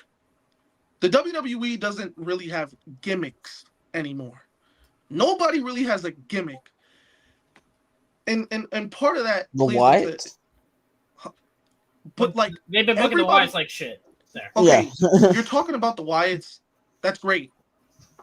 That's maybe one of maybe 20, 30 people on the roster that might have a And gimmick. again, like Bill said, that's still not being. You know how minuscule that is compared to the Ruthless Aggression era, the PG era, every era that has come before this? That is very minuscule. Everybody had a purpose. Everybody had a gimmick. Everybody had a character. Everybody was tied into something. The fact that everybody just goes out there every week and plays themselves, what is the point of entertainment if you're not going to play somebody other than yourself? Then you can basically scrap the entertainment aspect of WWE. And for years, Charlotte had the same character. She was playing just a heel version of whoever she is on the outside. She's playing a just a bad girl version of whoever she is outside of the squared circle, and that's not good. And now she's starting to show this like different side of her, which is great. She's shown, it took her a while to really trust Alexa. Now she's letting her back in. Now she fully, has let her back in. She's like, okay, I trust you. But now we got Rhea, somebody who, in the past, I haven't seen eye to eye with. They've had many battles, and what does Charlotte do? She says it like, "Hey, I trust you, Alexa, but I don't trust Rhea." The old Charlotte would have no character work, would have just teamed. That's it. Yep. The enemy of my enemy is my friend. No development. That's stupid. No development. And as garbage as I think these teams are, because there's no connection, there's no correlation for any of these teams, I believe this is the one thing that you can do to make this at least slightly better, is that even though all of these women are together, you have to make these characters connect to each other in a way where they're not all buddy-buddy because, the enemy of my enemy is my friend. There has to be some type of friction. And this is where gimmicks and characterization comes into it. Like, I was talking about Cody Rhodes earlier. What is Cody Rhodes' gimmick? Just a guy who wears suits, paints his hair blonde? His what do you want to talk about? Name sounds like a heel, bro. Like, and this is the thing. Weird. The thing that made Roman Reigns so captivating is his character, his gimmick, the tribal chief. Rhea Ripley was a gimmick in the Judgment Day. She was the badass of the group, the female, the rebel who would actually beat on men. And people got attracted to that. This like emo girl version, who is strong and beats on guys. You have to have an emotional connection, and I think that starts from characterization and gimmicks. And I believe the Wyatts when they come out, they attract people. Why? Because they have a gimmick. They have characters. They have set characters. Like Damian Priest, what is his gimmick? Facts. Ilya has developed a character on just 4 weeks of being on TV. 4. He didn't need 3 months. All he need, and to be quite honest, by week 2, I got his character. By week 2, Sami Zayn, what is his character? Wish I knew. Spot. That's your GOAT. That's your guy. What is Sami Zayn's character? That's my dog. That's what he is. He was at one point he was the underdog from the underground. After that. But what's his gimmick? He's stale. He's uninteresting, is what he is. Does he have a gimmick?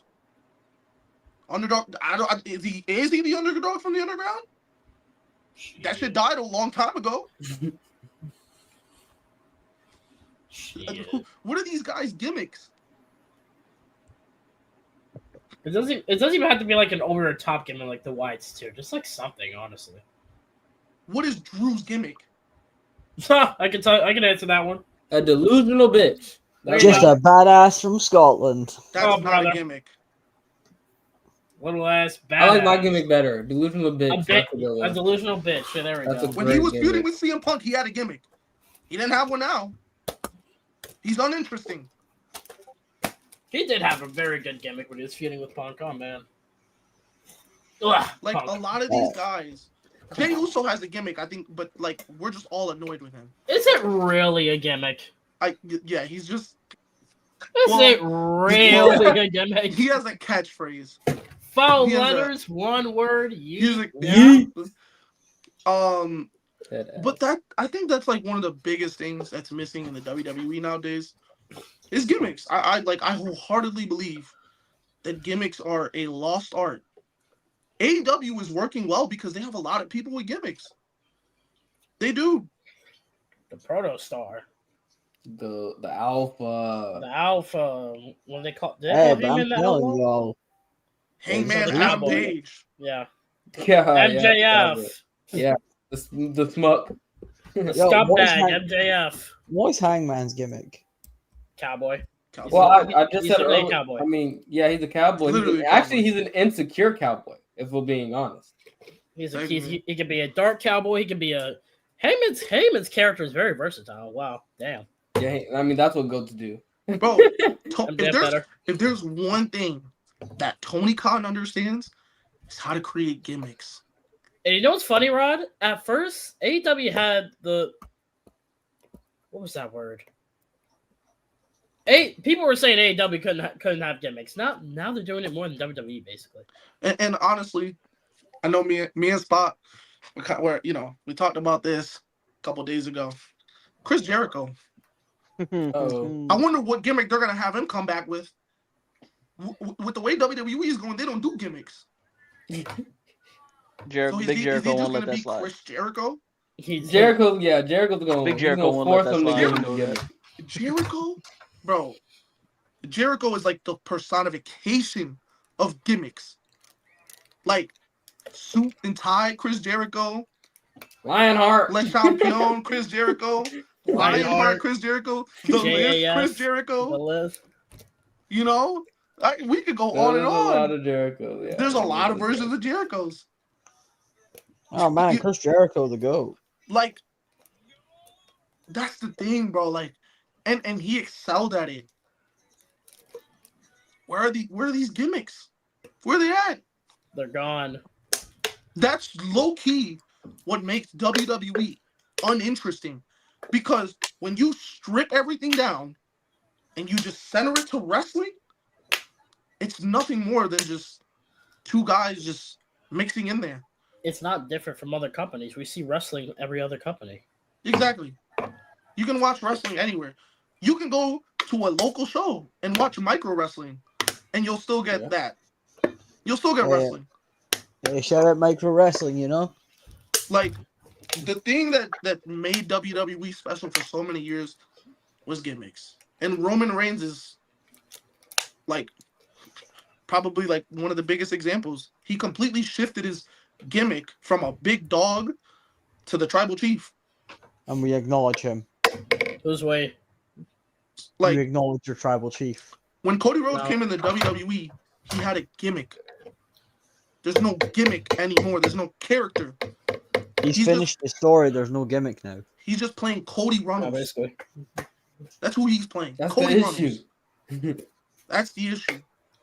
That's a problem. His He whole finished shit the story for and he 2 lost years the gimmick. was- His whole shit for 2 years was I have to finish the story. He's finished the story. Now he's just fucking boring. And that was that was great because there was a direction, there was a story, there was a character arc for him on every aspect. But now there's no character. There's no There's character. nothing now. There's nothing. Something big needs to happen with him and the SmackDown division. Yeah, they need to put the title on Drew. Well, if they hurry up, that could happen. But they're going to drag it out. We know when they're going to drag it out too. What do you- WrestleMania. What do you guys believe is the biggest de facto factor that the WWE is missing right now, outside of gimmicks? Outside of gimmicks, pushing new stars. Yeah, I was about to say the main event scene is nothing but old men. Like we need to hurry up and put Braun up there. He's probably already there. Hurry up and make sure that he is there. Bronson Reed. Bronson Reed's already technically there. He fought for the world title, so I guess. Like DQ my thing is triple on this young people thing or the younger guys. Triple H, not majority, but you trust Shawn, right? You trust Shawn Michaels. Trust your guys. Trust the product you got. Bring them up. Throw them in the deep end. Like Rod said earlier, let them sink or swim, bro. That's what man. Vince used to do all the time. Exactly. Why did we stop doing that? That's another. I'm pretty sure Nick Nemeth said in the interview that he missed it when people did sink or swim. Yeah, it's not in the business anymore. Like Rod said earlier, it's because the business is getting It's definitely not in WWE. The business is getting soft. Everybody's friends. Everybody's half-assing shit now. Yeah, there's no edge to like anything backstage anymore, and it's like there needs to be a commanding leader. We need another Undertaker in the locker room, bro. Yeah, like they're like I know people like to talk shit about that shit all the time, like, oh, Undertaker. You know, because obviously he came on a podcast. He came on his podcast and he was talking about how he hates that kids nowadays, that these guys just make TikToks and stuff. It's part of the issue. No, for real. He's not saying for people to stop. Like that's not what he's saying. I understand where he's coming from because he worked in an era where, and we've seen video clips, guys were playing cards and stuff like that, you know, having fun, and that was stuff that was fun to their era. But when it was time to like really lock in, it's time to go to work. Yeah. Go to work. they locked in and they gave us a product that was worthy of our time, our attention, our money, and that's not the feeling nowadays. And it starts from a backstage presence, and there isn't one currently. I don't like, you got Cody Rhodes talking about he's QB1. Well, are you gonna fucking do something about it? Facts. It's okay to call audibles QB1. You're not QB1. QB1. 10 toes, bro. Well, to be fair, he tried to call an audible, but Triple H said no. Like, you're not QB1. You're QB9. You know. He's Sam Darnold, literally. No. If you care enough, you'll go into business for yourself one times like that. Bro, I want him to get fired so he can go to TNA. Cody Rhodes would not get fired. And and Tommy, you're not gonna like this one, but shit. Same thing, CM Punk. Yeah, we're getting a watered down version of CM Punk. Oh man, we are. Chicago made Phil. He's taking it easier, you fuck niggas. And I'm not talking about. I'm not talking about the kayfabe stuff. CM Punk was an asshole backstage. Yeah. This is a guy who now is like, I'm happy to be here.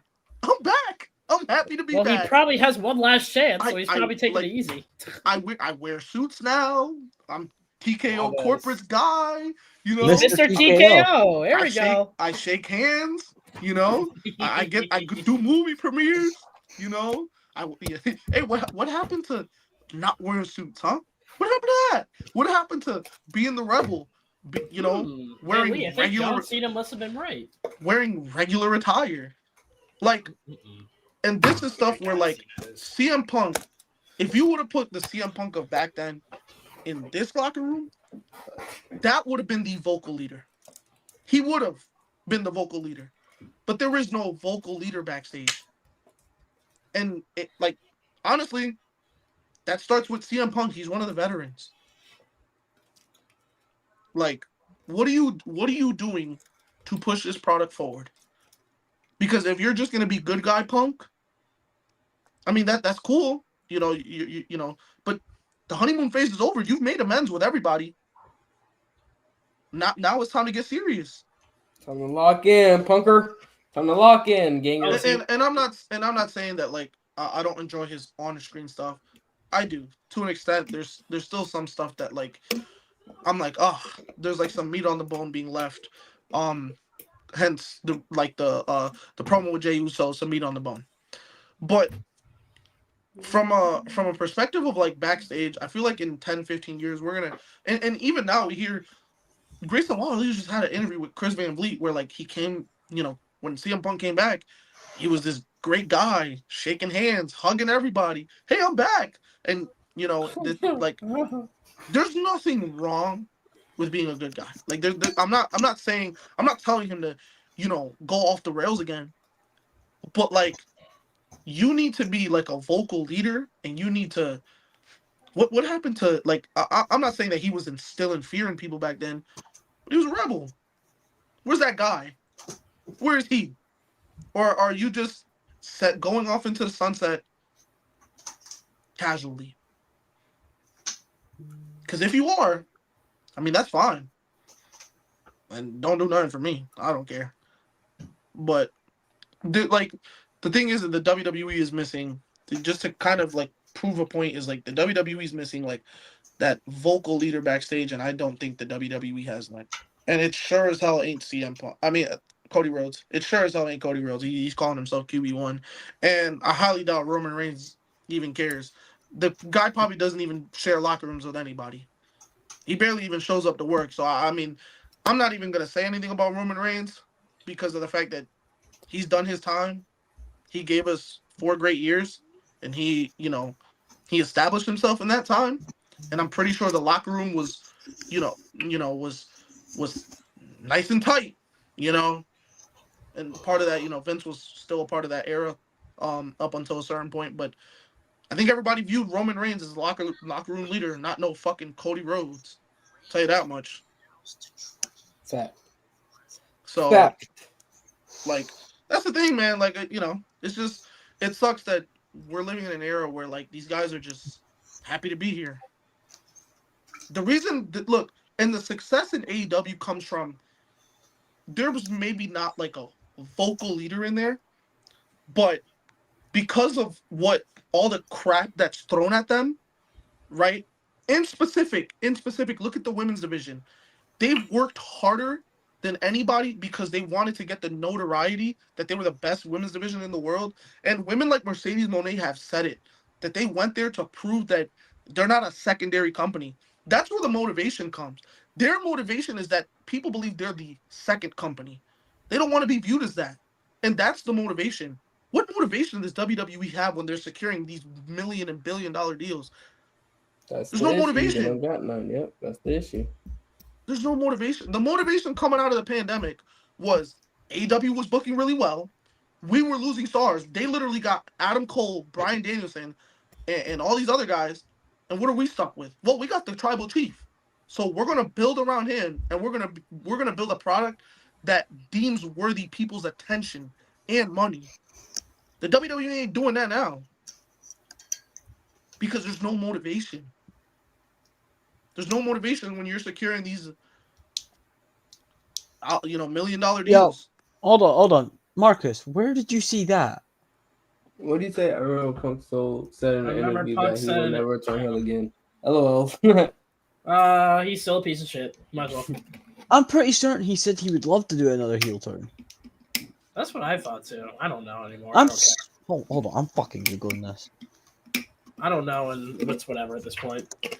Y'all got your wish as champion, yay! Anyway, Yes, we did. Logan Paul. What a great guy. No, fuck him. Bro, you're literally on the same team as the Pitbull. I don't want to hear shit from you guys. That's That's what you're doing right All right. So Tommy, when it comes time, don't run for Braun, okay? All right, go. All right, pissy boy. Oh, yeah. You're Pitbull by association. Nope. Hey, Ghost. That man's getting speared next. He ain't safe either.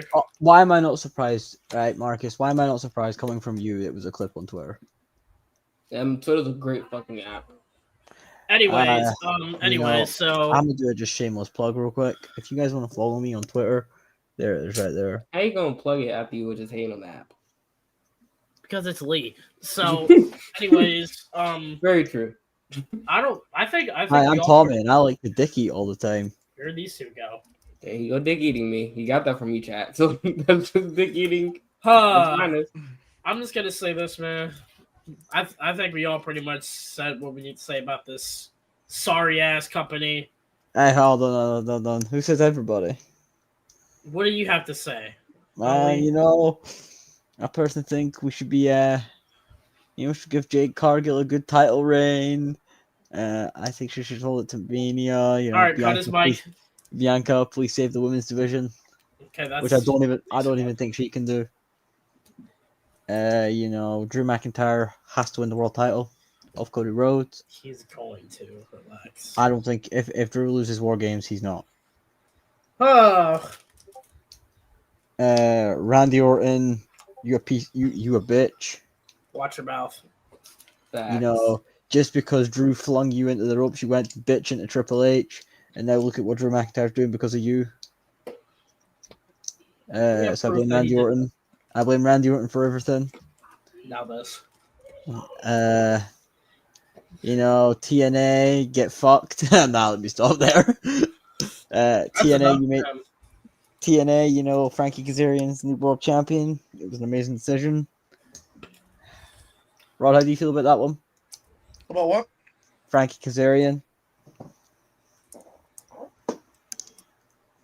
Because you weren't here at the start of the show. Oh, yeah, it wasn't. I'm not gonna lie, that pissed me off. Now, people want Frankie Kazarian as champion. Now he's champion. Those people. Who won? Wait. Who Those won people. Frankie Kazarian as champion? Not me. Me? I don't think anyone won it. Frankie. Well, any actual TNA watcher won it. Frankie Kazarian as champion. You're not. I'm a TNA watcher, and I wanted Frankie Kazarian. No, you're not. As a representative from TNA, I wanted Frankie Kazarian. You wanted Joe Hendry. Please stop. Hey, and I got my wish. Yeah, and how did that ring go? Quite well, actually. I'm sure. Anyway, so. Be honest, bro. He's about to be a pin merchant over there. Is it time, Russell Spot? Kick him off. Is in Bye, Kick him off. Bye, Lee. All right, before we go, Nah. Fuck that. His mic. Get out of here. His mic. He doesn't get to say This is shit. bullshit. Nah, bro. No. You got 3 seconds. You got 3 All right, seconds. this is some bullshit conspiracy theory 1, by Tommy because he 2, fucking hates me. 3. We'll see you, Lee. Have a great night, man. Hey, I'm coming back up after the show. No, you're not. Get out of here. Bye. Ladies and gentlemen, Here it's we go. time to celebrate. Why don't I just get started, shall we? I don't need this because this speech comes from the heart. Oh yeah. Wait, Speech can comes you at from the least fucking set the floor? What are we doing this appreciation? So we're gonna do this appreciation. I'm just gonna say something about the glorious Jonathan Felix Anthony Cena Jr.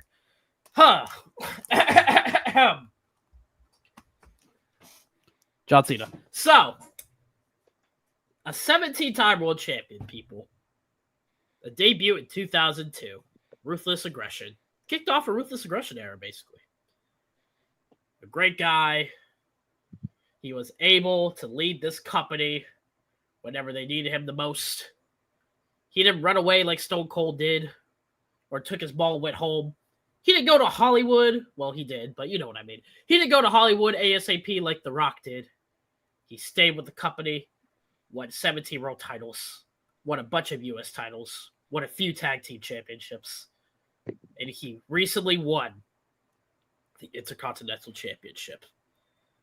Jonathan Felix Anthony Cena Jr., you're such a great guy. We love you near to death. You're, at this point, the greatest of all time. Not just in WWE, in all of wrestling. So everybody, get your drinks, get your food. I already drunk a bunch of my Gatorade, so get your drinks, get all that. Because, ladies and gentlemen, he's not only the Never Seen 17, he is the Grand Slam GOAT, and he will be gracing us with his presence not only tomorrow. I get to feel his presence, his aura, his beautiful cologne that he wears, his jorts on December 13th in Washington, D.C. Ladies and gentlemen, Jonathan Felix Anthony Cena. Cheers. That's it for me. Oh, man. I gotta go get my phone. All right, I'm back. All right, Ron, your turn, buddy. All right, I have a speech for John Cena, Speech, Wanna see this bounce? speech. and I'm going to read it. Mine came from the heart. Hold on. Okay, yeah, show this. That time is now. All right. So, here we go. When I look back at the last 2 decades of WWE, one name rises above them all. Not just because of championships or records, but because of the impact he had on me. John Cena. I've watched him step into arenas filled with cheers, boos, and everything in between, and still walk down that ramp with the same focus, the same purpose, the same unshakable belief in who he was. And that meant something, not just as a fan, but as a person trying to find my own strength in life. I saw him rise from a hungry newcomer with nothing but heart to a 16-time world champion standing shoulder to shoulder with the greatest of all time, and now Grand Slam champion. I watched him lift titles, lift opponents, and somehow lift millions of people, myself included. But when I talk about John Cena, I'm not talking about just the accolades. I'm talking about the man who taught me what resilience looks like. The man who taught me that passion wins when talent doesn't show up. The man who stood in front of the world and said two simple words, well, technically three, never give up, and made them feel like a personal message. There were moments in my life when I felt lost, tired, or defeated, and then I'd see Cena walk into a match, injured, doubted, booed, or outnumbered, eyes locked, jaw set, and he would fight anyway. And it reminded me that I could fight too. As I look back on his journey, I realized he wasn't just creating moments in a ring. He was shaping lives out of it. He was shaping mine included. I watched him go toe to toe with legends. I watched him defeat giants. I watched him rise, fall, and rise even higher. But what stays with me the most is his consistency. His commitment to hustle, loyalty, and respect. He lived those words. He carried himself with humility and with intensity, with a belief that you can be great and still be good. To me, Cena isn't just a performer.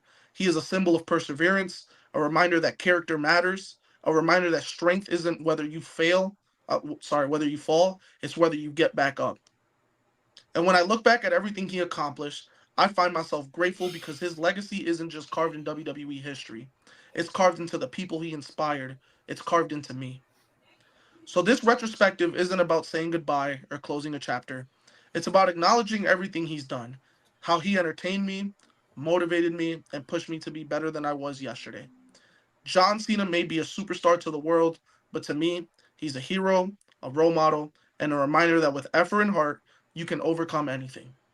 Thank you, John, for every moment, every message, and every lesson, and for showing all of us, especially me, that no matter what life throws at you, never give up. That was fucking beautiful. That was absolutely gorgeous. Cena's belt, man, isn't it beautiful? The GOAT. The GOAT. Cena's belt. That was actually really touching. Huh. Grand Slam. Ladies and gentlemen, obviously, Cena won the IC title. So,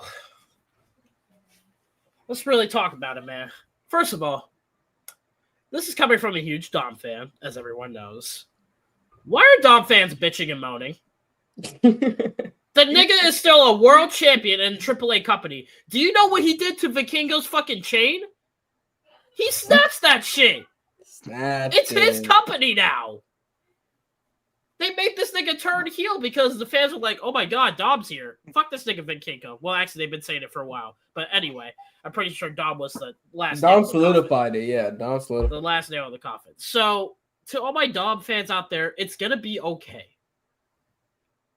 He literally just had a great match with John Cena. It was short, but it was still good. It was actually pretty good, yeah. It was great. It was a great match. Rod was there in person. The fans were going crazy. Dom was getting booed again. Like crazy. Like, Dom still got the mic skills. He got the character, clearly.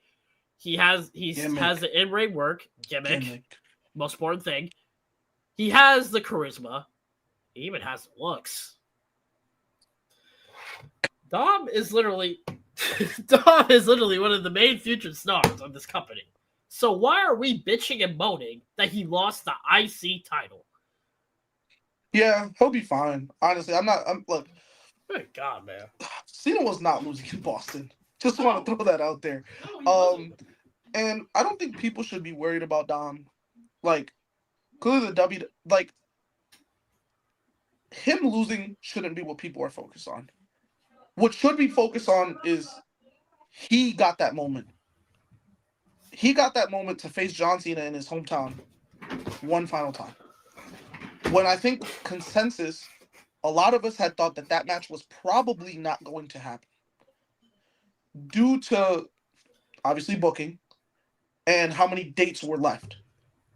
The fact that Dominic Mysterio is one of what, maybe 20 names that have faced off with John Cena in his final run, that should speak volumes. Because every name that John Cena has competed in are already either established stars or wait, no, not will be, not will be future stars, because not Logan Paul. Hell no. But established stars or a future star like Dominic Mysterio. So I don't know why people are taking from that like, oh, we're fucking angry because Dom lost. No, he won. He won. He made that moment about him just as much as it was about John Cena.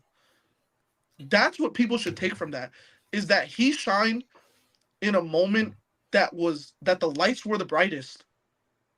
Like, those are probably, outside of WrestleMania, those were probably the brightest lights that Dom has ever had to, like, that moment was probably crazy pressure for Dom. Going out there, John Cena, on his final night in Boston, and being the guy that John Cena, like, and who knows, maybe John Cena handpicked him, who knows, I don't know. And if he did, well, then that probably tells you how John Cena views him. And not only that, but even if he wasn't picked by John Cena, if the WWE actually picked him, then I think that's more encouraging to everybody else.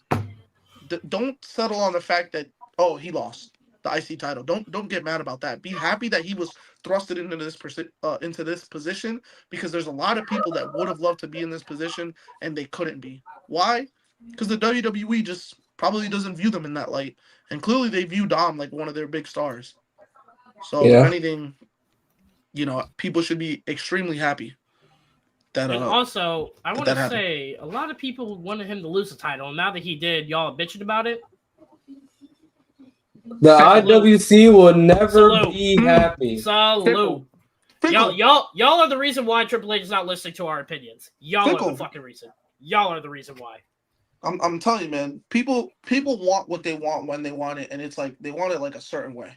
And it's like when it's not delivered to them on a silver platter like that, they get mad. Like, y'all wanted Dom to lose, but now y'all are complaining that he lost to a 48-year-old part-timer, guy that was about to retire in 2 matches.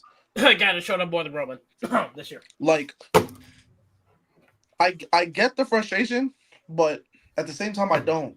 And I don't because the guy was thrusted into a position that probably, and I'm telling you now because I made a TikTok on this the other day, we are going to look back at this moment when Dom is probably a world champion in the next 2 years. This is going to be the moment that shifted the trajectory from Dom. Shifted the trajectory for Dom. I believe this is going to be the moment, and I believe that's stamped. I believe this officially stamped Dom as one of the top guys heading into the future. If people didn't already believe it, I think this moment completely stamped it, because he could have been completely left off of the whole retirement tour. Yeah, he could have. So, like, and this is what I'm saying. Like, he was put on it, right? There's a possibility that Carmelo Hayes doesn't even face John Cena. He's not going to, honestly. So the fact that, like, Dominic is one of, actually, the only young star, because not Logan Paul, fuck him, the only young star in this whole retirement tour that faced off with John Cena should tell you something. The fact he's the only one. So, I mean, that to me, that sounds like a star-making moment, a stamp of approval. Yeah, you're one of our guys. That's what that tells me. And again, Dom is a world champion right now. A world champion. He snatched someone's chain, basically. Come on now. Yeah, he's gonna be all right, man. He's gonna be good. Like we need to get a fucking grip. It's John Cena. Let him have this fucking here nigga damn title run, because, sure, the heel. You can say what you want about the heel run, but oh my god, let him have it, please. You know what? The heel run. He can do no wrong. Oh shit! You know what? Sure. Oh wow! Why not? Why not? Sure, yeah. You know what? You know what? Greatest Fuck heel it. run ever. Greatest Greatest heel heel run ever. Fuck it. Fuck it. Oh, We're stamping wow. it. Fuck it. We're stamping it. Ladies and gentlemen, Greatest there it heel is, run man. ever. He Like, can do. Just remember, your favorites can do wrong, but John Cena John can't. Cena can't. Oh, man. Hey, if John Oh, Cena's the man. one that made the call for Travis Scott to be there, who am I to judge? Who am I to Great fucking judge? win mine Who am I to judge. All right, then. Okay. But yeah, John Cena won the IC title, and I Hey. most likely 95% get to see him with the belt. Yes. Hey, if John Cena were to have faced Grande Americano in this heel run, Okay. Nope. who am I to judge? Who Nope. am I to judge? Nope. Thank God that didn't happen. Oh my. Who am I to judge, man? Oh my. Cena can do no wrong. Cena My can lord. do Cena- no Cena wrong. versus Grande. Oh, brother in Christ. Cena can do no wrong, man.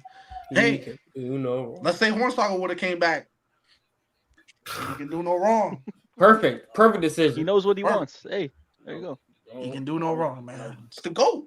He can do no wrong. So, who do y'all? So we do have Raw tomorrow. We have two mystery things going on. Who do Well, y'all think? technically one. Technically one, but we don't No, know. it's only who's- one.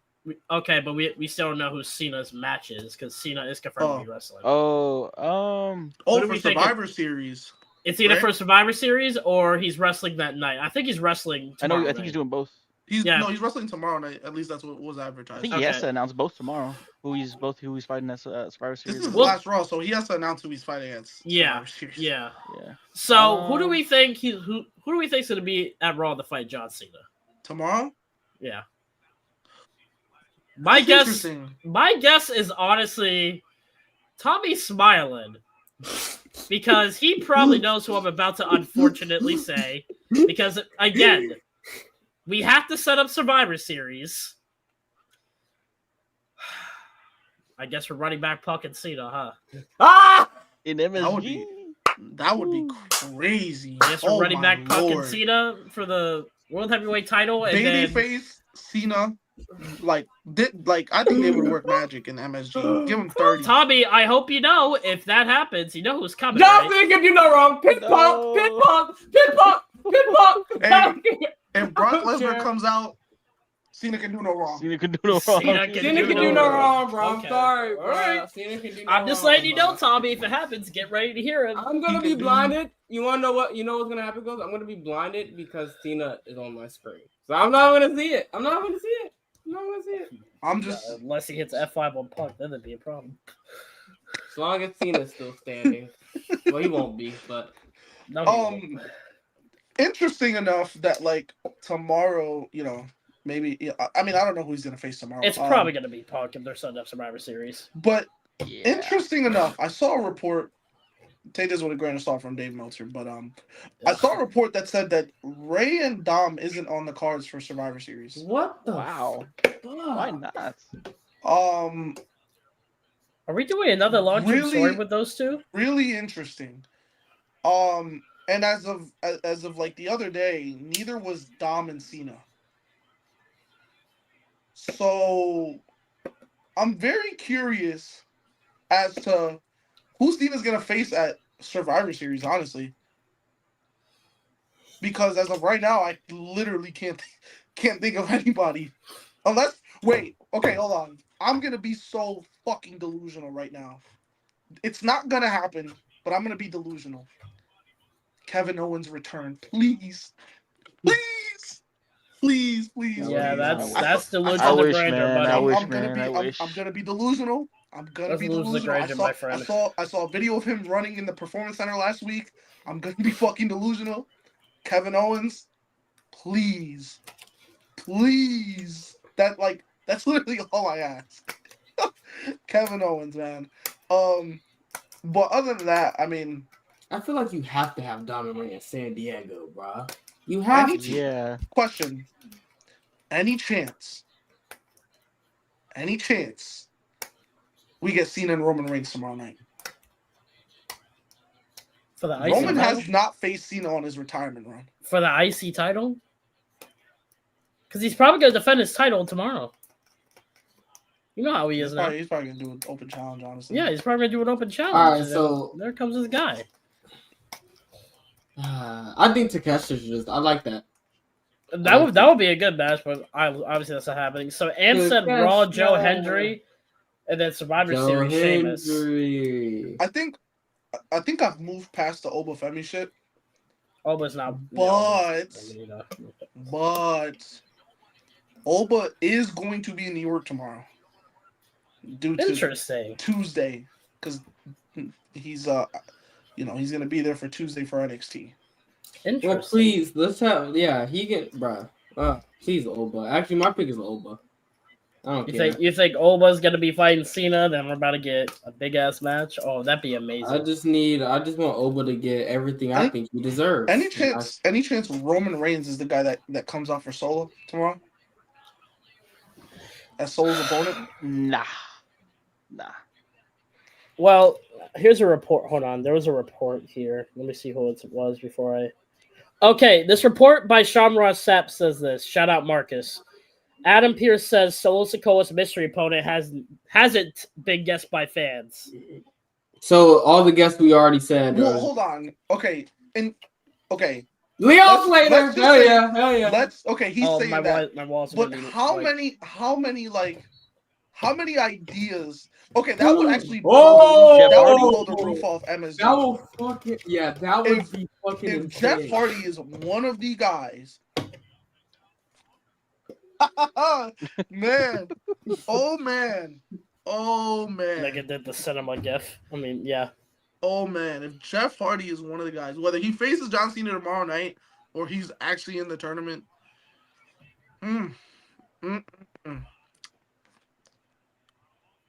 No, we eating good, man. We eating good.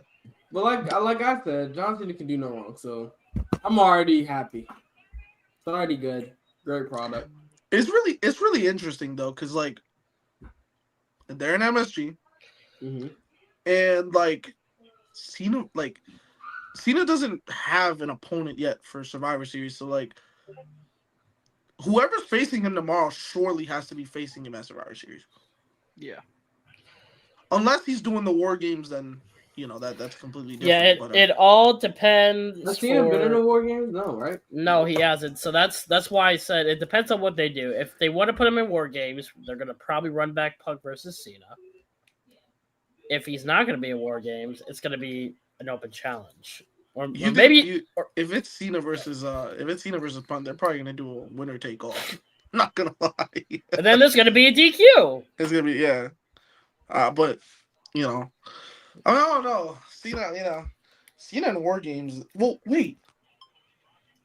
How many people are on that War Games team? I don't know. I hate it. Hold on, Drew. Isn't it? No. Drew... On the babyface team. Jay, Cody, Punk, and Jimmy. It's not gonna be Cena. It's gonna be Roman. Cena's not in War Games. Roman and War. Oh yeah, that one. Yeah. Nah, he's right. Roman got to be in. Cena's not going to be in War Games. Yeah, I don't. Cena is. So Cena's got to be defending that at Survivor Series. Cena's defending that title. Would y'all be opposed to the idea of a triple threat of Dom, Ray, and Cena? Nah, I think that's fine. Cena can do no wrong. He can do no wrong. No, that's right. That's right. That'd be fun. And for all of you out there, no, this is not a gimmick. This is real. Real life. Hey, but I'm not gonna real. lie. If they won the triple threat, then that will just now they have a way to push it to Vegas. Dom and Ray, that is.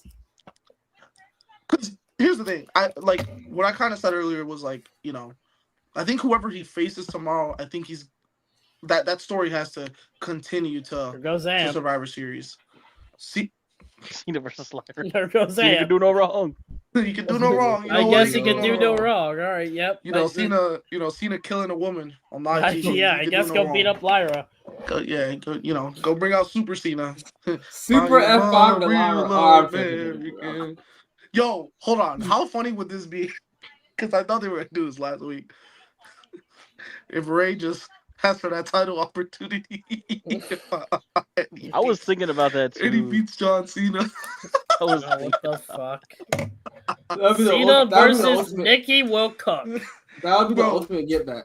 I forgot That- Nikki Bella's a heel now. I'll say this: I wouldn't want to see that, but Ray needs his get back from 2011, bro. No, That you would don't. be That was vicious. that would be so That was hilarious. bad. That would be so funny. Ray getting his get back on Cena like that? That'd be hilarious. Book it. No, I'm just kidding. Book it. He can do no wrong. You're right. If that's What what am I Cena wants, talking about? let it happen, man. Let it If that's what Cena wants, that's what Cena gets. He can do no wrong.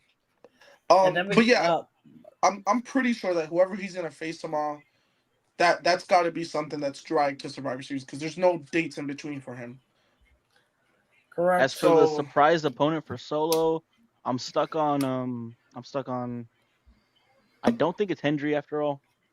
I have maybe an idea that it might be Ziggler Whoa. or This- Ziggler, you know- Hardy, or just throw one out there from NXT. Ricky would be tough, actually. Ricky would be Cena cool. versus Ricky. I got a feeling he's gonna do an open challenge tomorrow. Or Oba. I don't know.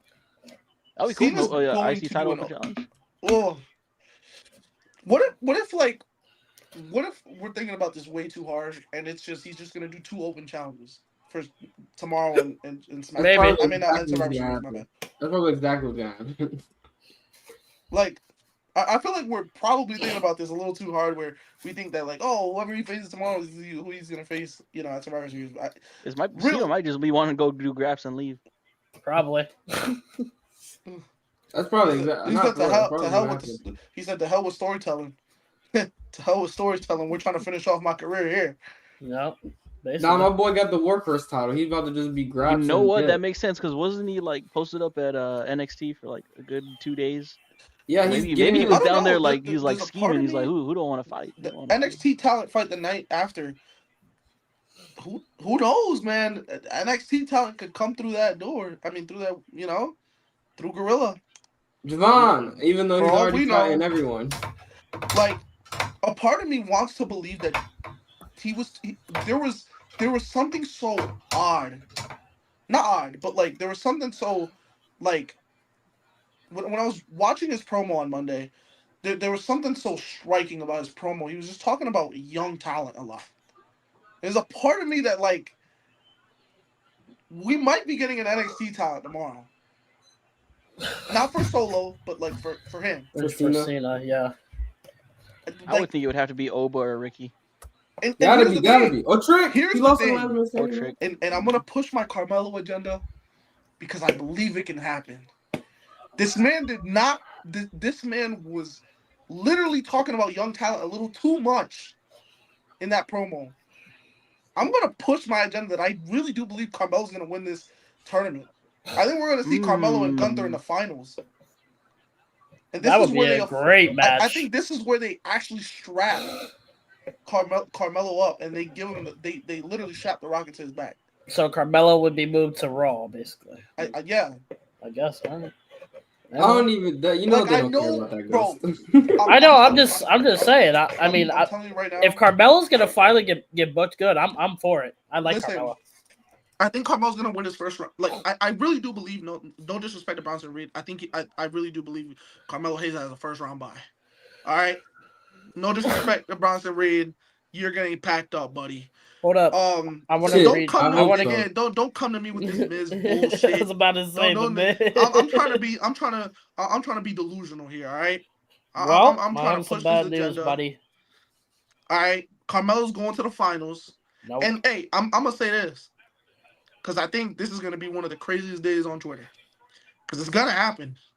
Carmelo Hayes is going to be facing Jey Uso in the semifinals to see who gets to the finals, and it's gonna be one of the nastiest days on Twitter. Gunther's gonna already be in the. I'm telling you, I can see it. Gunther's going to already be in the finals, I'm ready. Yeah. and we're My gonna Twitter get fingers Carmelo are ready. Hayes versus Jey Uso in the semifinals to see who gets to the finals. It's gonna be one of the nastiest days on Twitter. Oh, I'm telling you right now. Do you see these thumbs? They're ready. They're I'm telling ready. you right now, bro. The internet is going to implode if Jey Uso makes the finals. I'm gonna fucking lose it. Why is Funny he in this enough, tournament, bro? You know what's so interesting Because about Sutter, this that's tournament? why. You know what's so interesting about this tournament? and this is where I believe that like this is where I believe that like things are a little wishy-washy right now. They haven't shown us the bracket. Yeah, Who's please show on us the what bracket. side of the bracket? Please show me the bracket. I do I'm not hate gonna this. lie.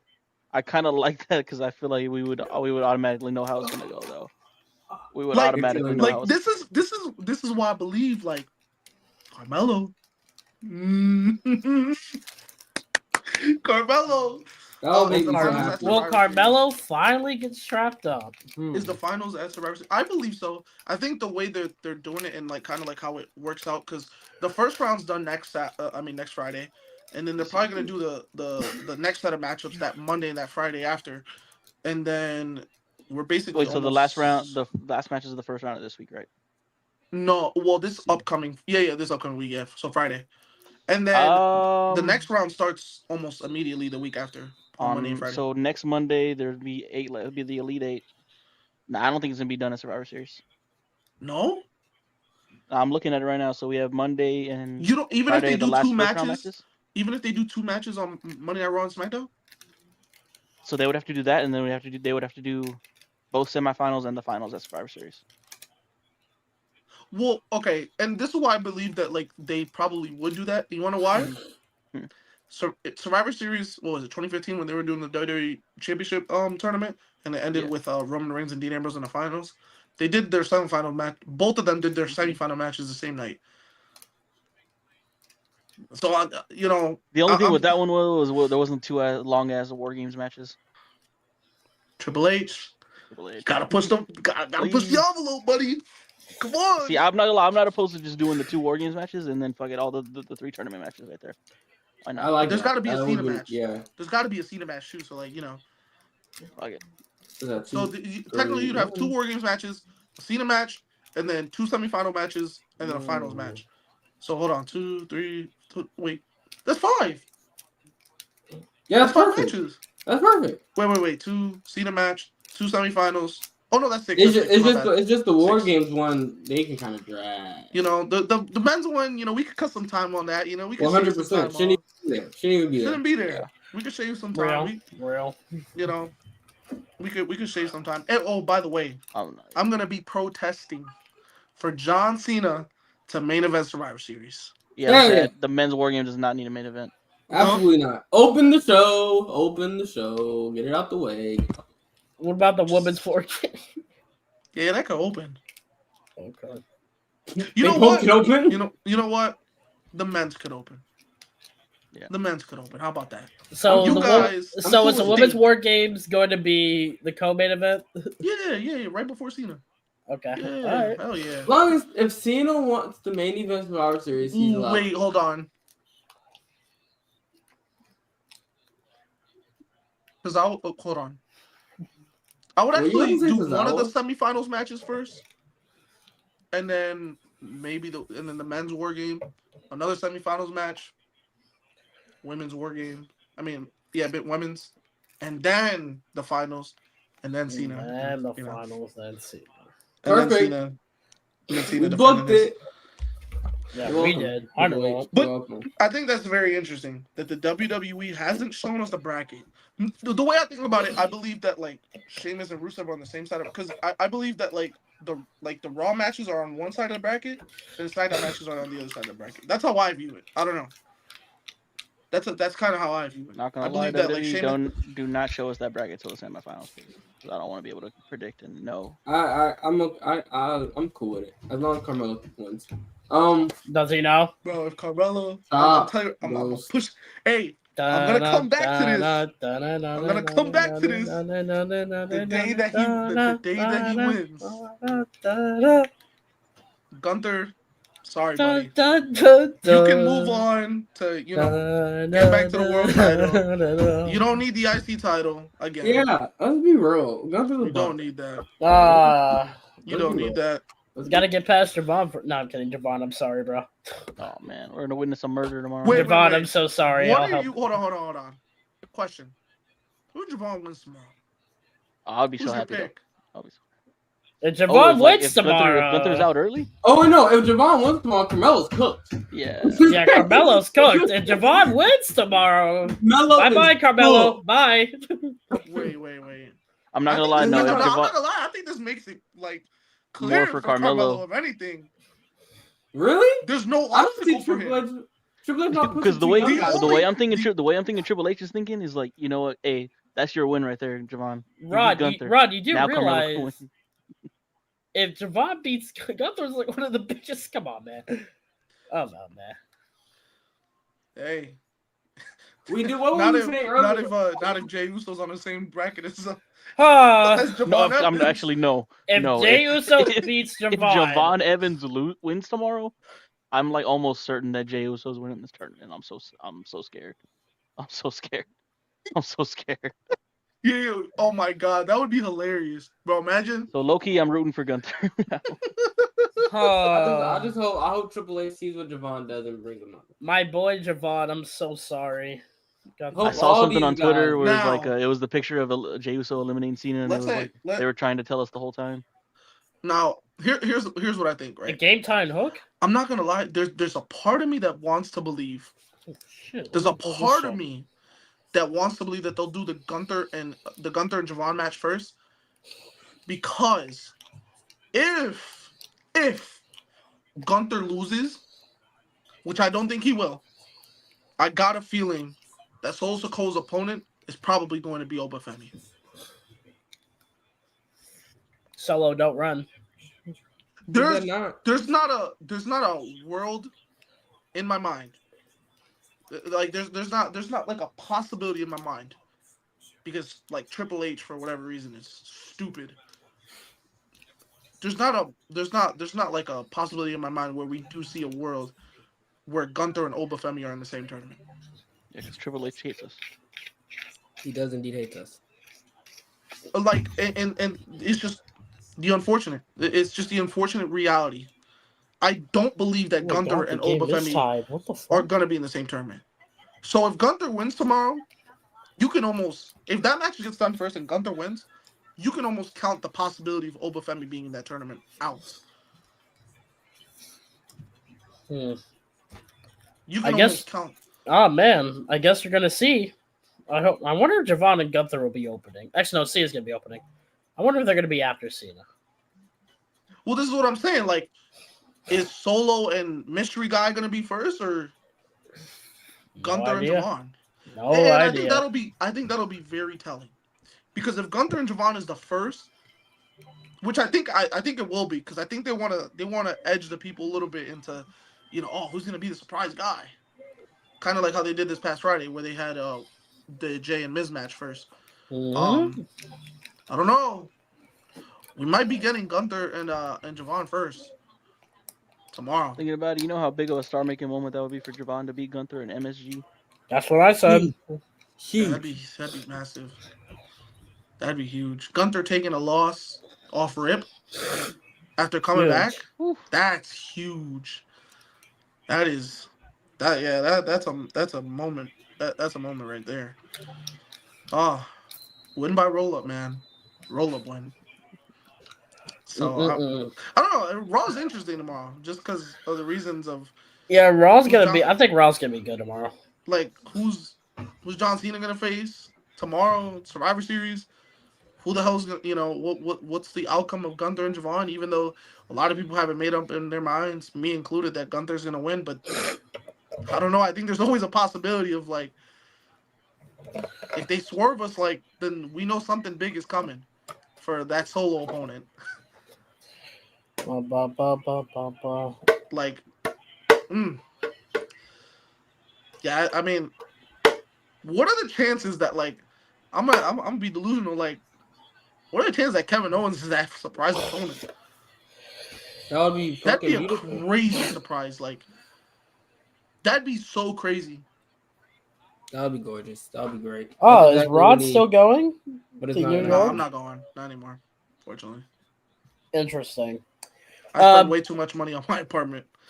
Oh Oh. man. Anyway, well, we could talk about Full Gear if y'all want to. Nah. What's going on Full Gear? Oh, let's pull it up and let's see if it's talk worthy other than Mercedes and Hangman and Samoa Joe. Steel cage. Oh, brother. Uh, Samoa Joe back in the world title scene. Yay. Anyways, Mercedes and Tony. I mean, not Tony. Mercedes Yeah? and Who? Chris. Chris, my bad. That's Mercedes the and only. Chris. Yeah, I'm Mercedes or. I'm wait. interested. I'm interested. Oh, wait, I don't think Mercedes is winning. I don't either. Here we go. The Full Gear Casino Gauntlet match to determine Don't the first ever care. AEW National Champion. Oh, man. As we long got all as the Bobby new Lashley titles? and Bobby and Shelton got to be the last two, then I'll care a little bit. Nah, I know who's gonna be last. Who? Oliver? And Oh. JF. Oh. Fuck, he is gonna win that belt. God damn it! Damn it! Yes! That makes so much sense. MJF is gonna win a makes belt so again. much sense, We're bro. back. We're back. God We're back. damn it! What do you mean? Any Respect question? MJF? Question. Respect Big Bob. I have No. So I have a question.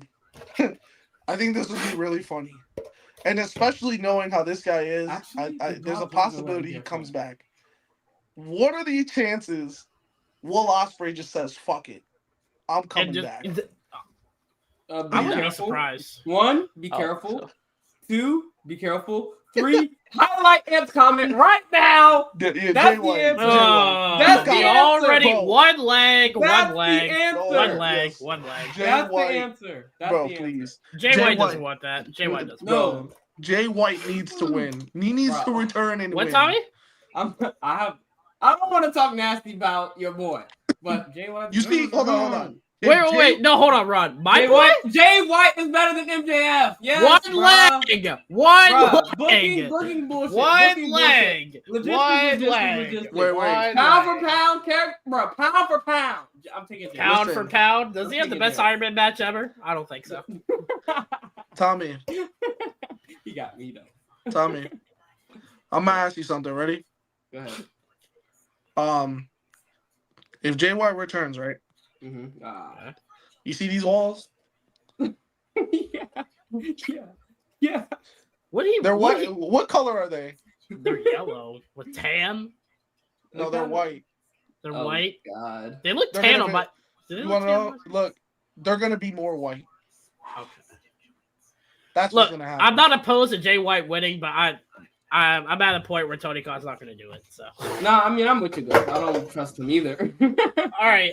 Anyway, so yeah. Big I Bob think- though. He loves. Oh, Big now Bob. Tommy said he didn't care. Now all of a sudden he does. Interesting. No, Anyway, Tony Khan doesn't care. Tony Khan doesn't care. I interesting. know how good Jay White is. I don't know Oh. about the match, but anyway. We're almost back, baby. The elite is almost back. Oh yeah, we got the Kenny Omega and Jurassic Express versus Josh Alexander and the Young. We almost got the elite back. Yeah, but We the Young almost Bucks is had- gonna turn on Josh. Oh we no, almost they're had gonna turn on the elite. Kenny. Yeah, no. Yeah, is that $1 million match? Yes. No, yeah. Anyways, Wait, who's turning on Kenny? I feel like that would be the time the Young Bucks turn on Kenny and join Don Callis. I don't know. I got a feeling we It could go might be either way, elite. though. You're right, though. It could deadass go either way, but I don't know. that one's gonna be interesting, and I need No, to get bro. here. There's no way we're adding more to the Don Callis. I'm with you. I swear to God, I'm with No. you. But Like, there's Wait, no way. the Don Callis family, the Yeah. best Oh, faction of the brother. year. No. Yes, yes. No. 6'7". Did you Best faction of the just see year. what the Death Riders just did? Did you just see that? Collision was literally all about the Death Riders. Logistics. Death Riders faction of the year. Don Callis family Oh, faction no. of the year. John Moxley can even do commentary. By the way, what Tommy said last week, that was AI. No, it Yeah, was that not. was- No, it was that- not. It has been erased from the history. Why do you think? Oh, it Jay has? calls me- Okay, hold Yes, on. Why do yes. you think? Why do you think Okay. Jay calls me WrestleSpot Tommy G? made the earlier? courteous decision to erase that video. I don't That even know what video you're talking aspect about. of the video. AI Crystal's about to bullshit. take it down. We do not condone AI, so we are taking that down. We do not condone AI. We are taking that down. We don't condone AI, huh? We do not condone We don't AI. condone AI, huh? Death We are- Riders wait, for the Wait, win. hold on. We are a family-friendly show. We don't condone that kind of behavior here. We It's don't not there. condone. It's not there. I don't know what he's talking about. It's not there, right? Not there. Okay. All right. Good. Here, I had Alright, it chat. saved. I had it saved. I'm gonna find Anyways, it. moving on. Change the subject. I have to plug one thing. I have to plug something. The Wrestler of the Year nominations end on the 22nd. It is the 16th. Fuck You is it? you have what? What is that? 6 days. 6 days. No, wait, where is it? Death gone. Riders for the win. No. Oh, ladies and gentlemen, it's not just me saying it. Tommy says it too. Remove from the record. Oh, what happened? What happened? What Wait. happened? What? Wait, what happened? I think he's glitching in and out. I think. Oh, Wait, now are you this. glitching? Now Are you glitching? this. What's Now going on? this. Wait, Okay. are you glitching? Okay. All right. Okay. What's going on, bro? All right. You know I got the video still. Don't worry. Wait, what video? Like, What video? Oh man. The proof. It's not just me saying it. Tommy says it too. what? Like the Outside Death of- Riders? Outside of AI, I have never. Nope, seen this that. is not AI. This is real. Mm. This is real. But anyway, what else we got? We got Nah, Darby shit. versus Pac. Oh, eh. We know Darby's gonna win, right? Anyways, yeah. We also Oh, got how was Blood and Guts? It was good. It was really good. absolute cinema. It was really good, actually. I heard the women's Absolute one was good. cinema. I will say the women's one was personally better than the men's. Personally. I agree. I agree completely. The women's one was definitely better. Shout out to the Not ladies. I don't want to like say that like the men's one is bad. It was still really good, but and look, AEW just does the War War Games. Blood and Games. Guts set up. Yeah.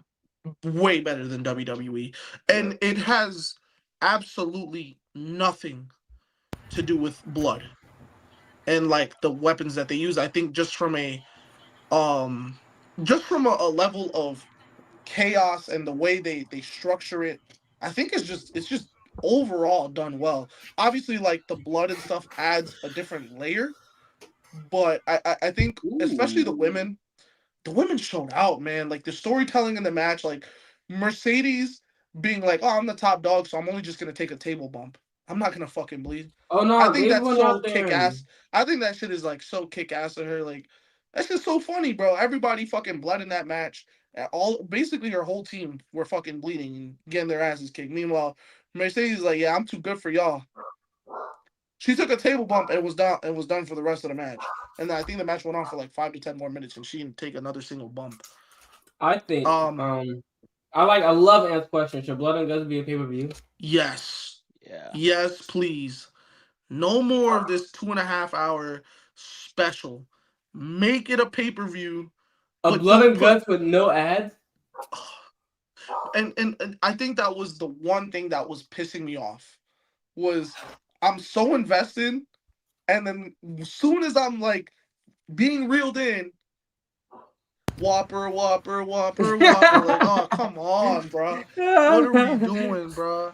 Like, Junior double triple whopper. like, I just want to see, bro. Like, and it's unfortunate. Like, I'll talk about like the men's one in specific. It's unfortunate, right, that we live in an era where spots kind of come and go. And it's unfortunate that the Darby Allin spot, when he got thrown through the table, the flaming table at that, by Pac, is gonna be another lost memory. Because that is one of those spots that I believe everybody should look back on and be like, yeah, that's generational. That, like, just the moment itself, seeing literally Darby Allin's body in flames, cinema. I will say, like, I don't love too much of the over the top stuff. Some of the stuff that they do, like I think like getting fucking thrown on a bed of nails is preposterous. But stuff like Darby went through a flaming table. That I was feel like that is that's been wrestling for a long time. So that is a yeah. that is a moment in time. Yeah. And I hate that people are gonna gloss over it, and we're just gonna move on, because I do believe that spot should be timeless. So, where would y'all place it on the calendar, dude? Is this the bad time frame? I'm scrapping the fuck out of All Out. I'm moving Wrestle Yeah. Dream to September, and I'm moving Blood and Guts to Halloween week. I like that. Or just the Mhm. last week in October, because I mean that's Halloween week anyway. So. That's what I'm doing. Yeah, I like that. Either that or I'd scrap Dynasty and move kind of everything up. I just think All Out is the most pointless pay per view. It is Right, very After All they In. established All In as the Yeah. biggest Yeah, show, yeah. it became pointless. It is just literally a continuation of All In.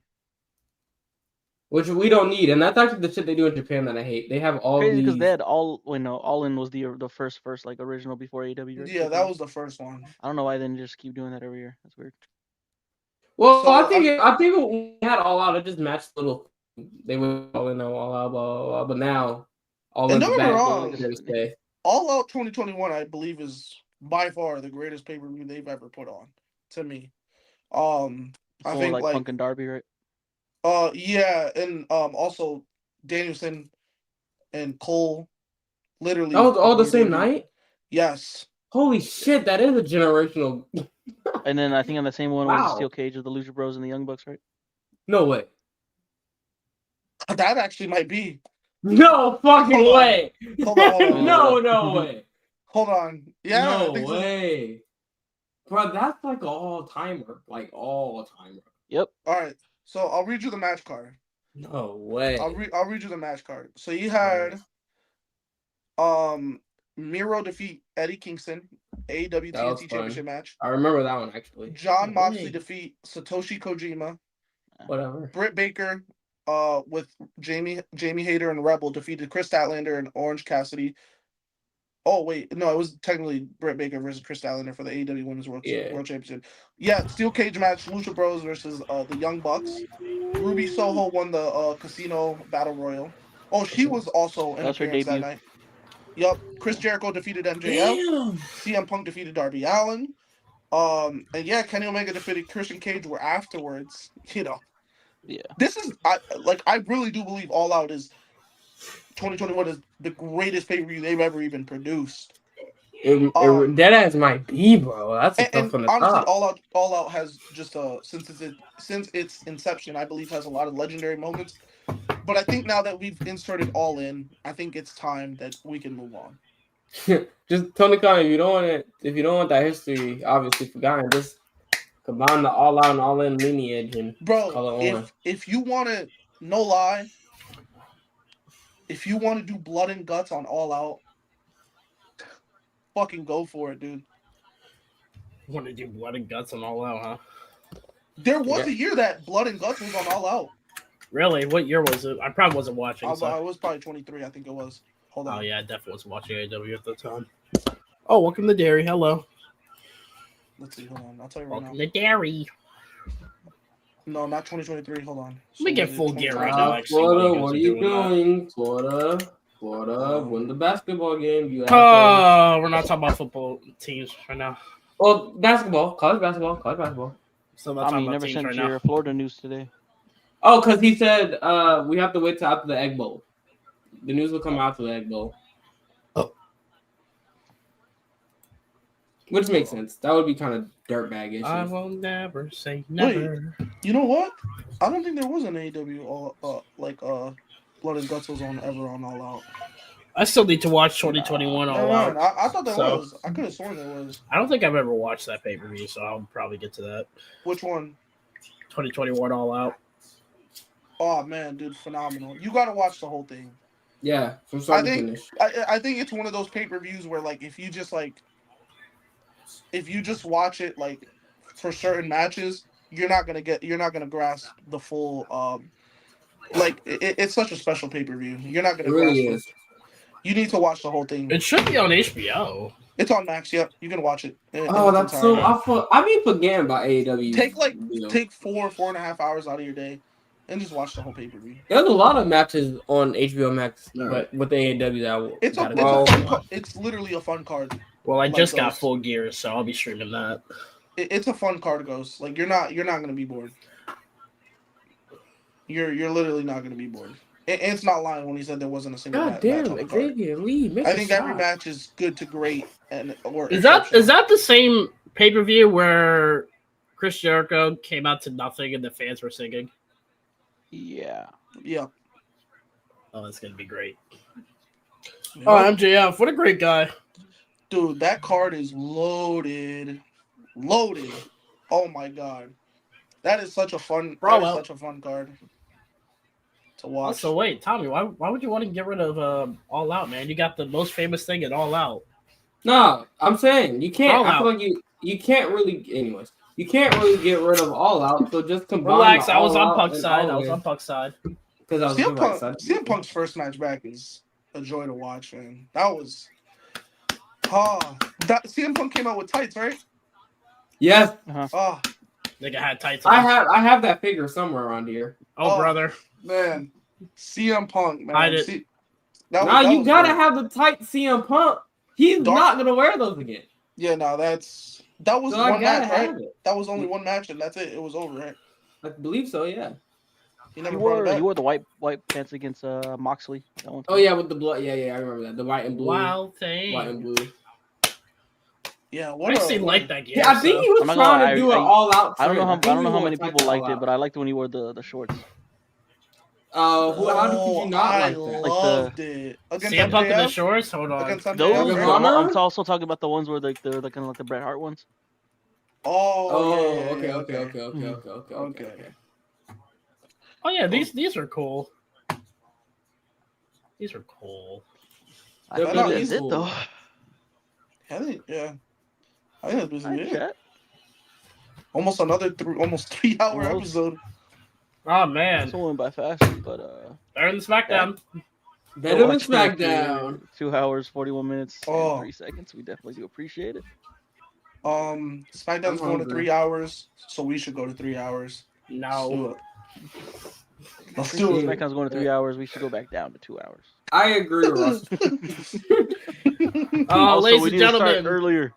remember, put in your votes for the Don Callis family. No. Oh wait, Tommy is next week, the last Yes. week before the reveal show? Yeah, 27. Well, Or- the selection show should be what? Hold on. You know that what? next week Since or the we're week here, this is how we'll close it. It should It's gonna be on the 30th because Sunday is the 30th. So the last day of November. Gotcha. Okay. Selection next week show is on the our- 30th. So what you're telling me is I need you're a week giving to me get the enough seats time together.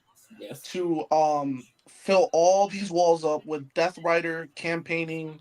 Yes. Absolutely shit. not. And Don Callis Get family. ready for the celebration of the Death Riders being the greatest faction in this year's history. The Yes. Don Callis family. So look, you're gonna get Death Rider banners there, 6'7".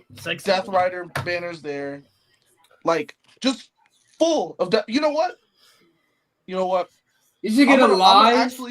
I'm gonna actually put right there, right on that wall. I'm just gonna have a big mural of John Moxley. Just a big mural. Who the of him. fuck was that? Wow. Me. Obviously, you just said it. Yeah.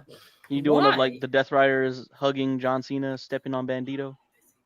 What the fuck? You know what? I That's a love great that. idea. Ew. Stepping on Bandito, cause fuck Bandito. And Bandito's stepping not on- top 3. Stepping on Don Callis. I was saying, Come in on. this case, No, maybe we're not Don stepping on Callis Don could be running Callis. away. Nope.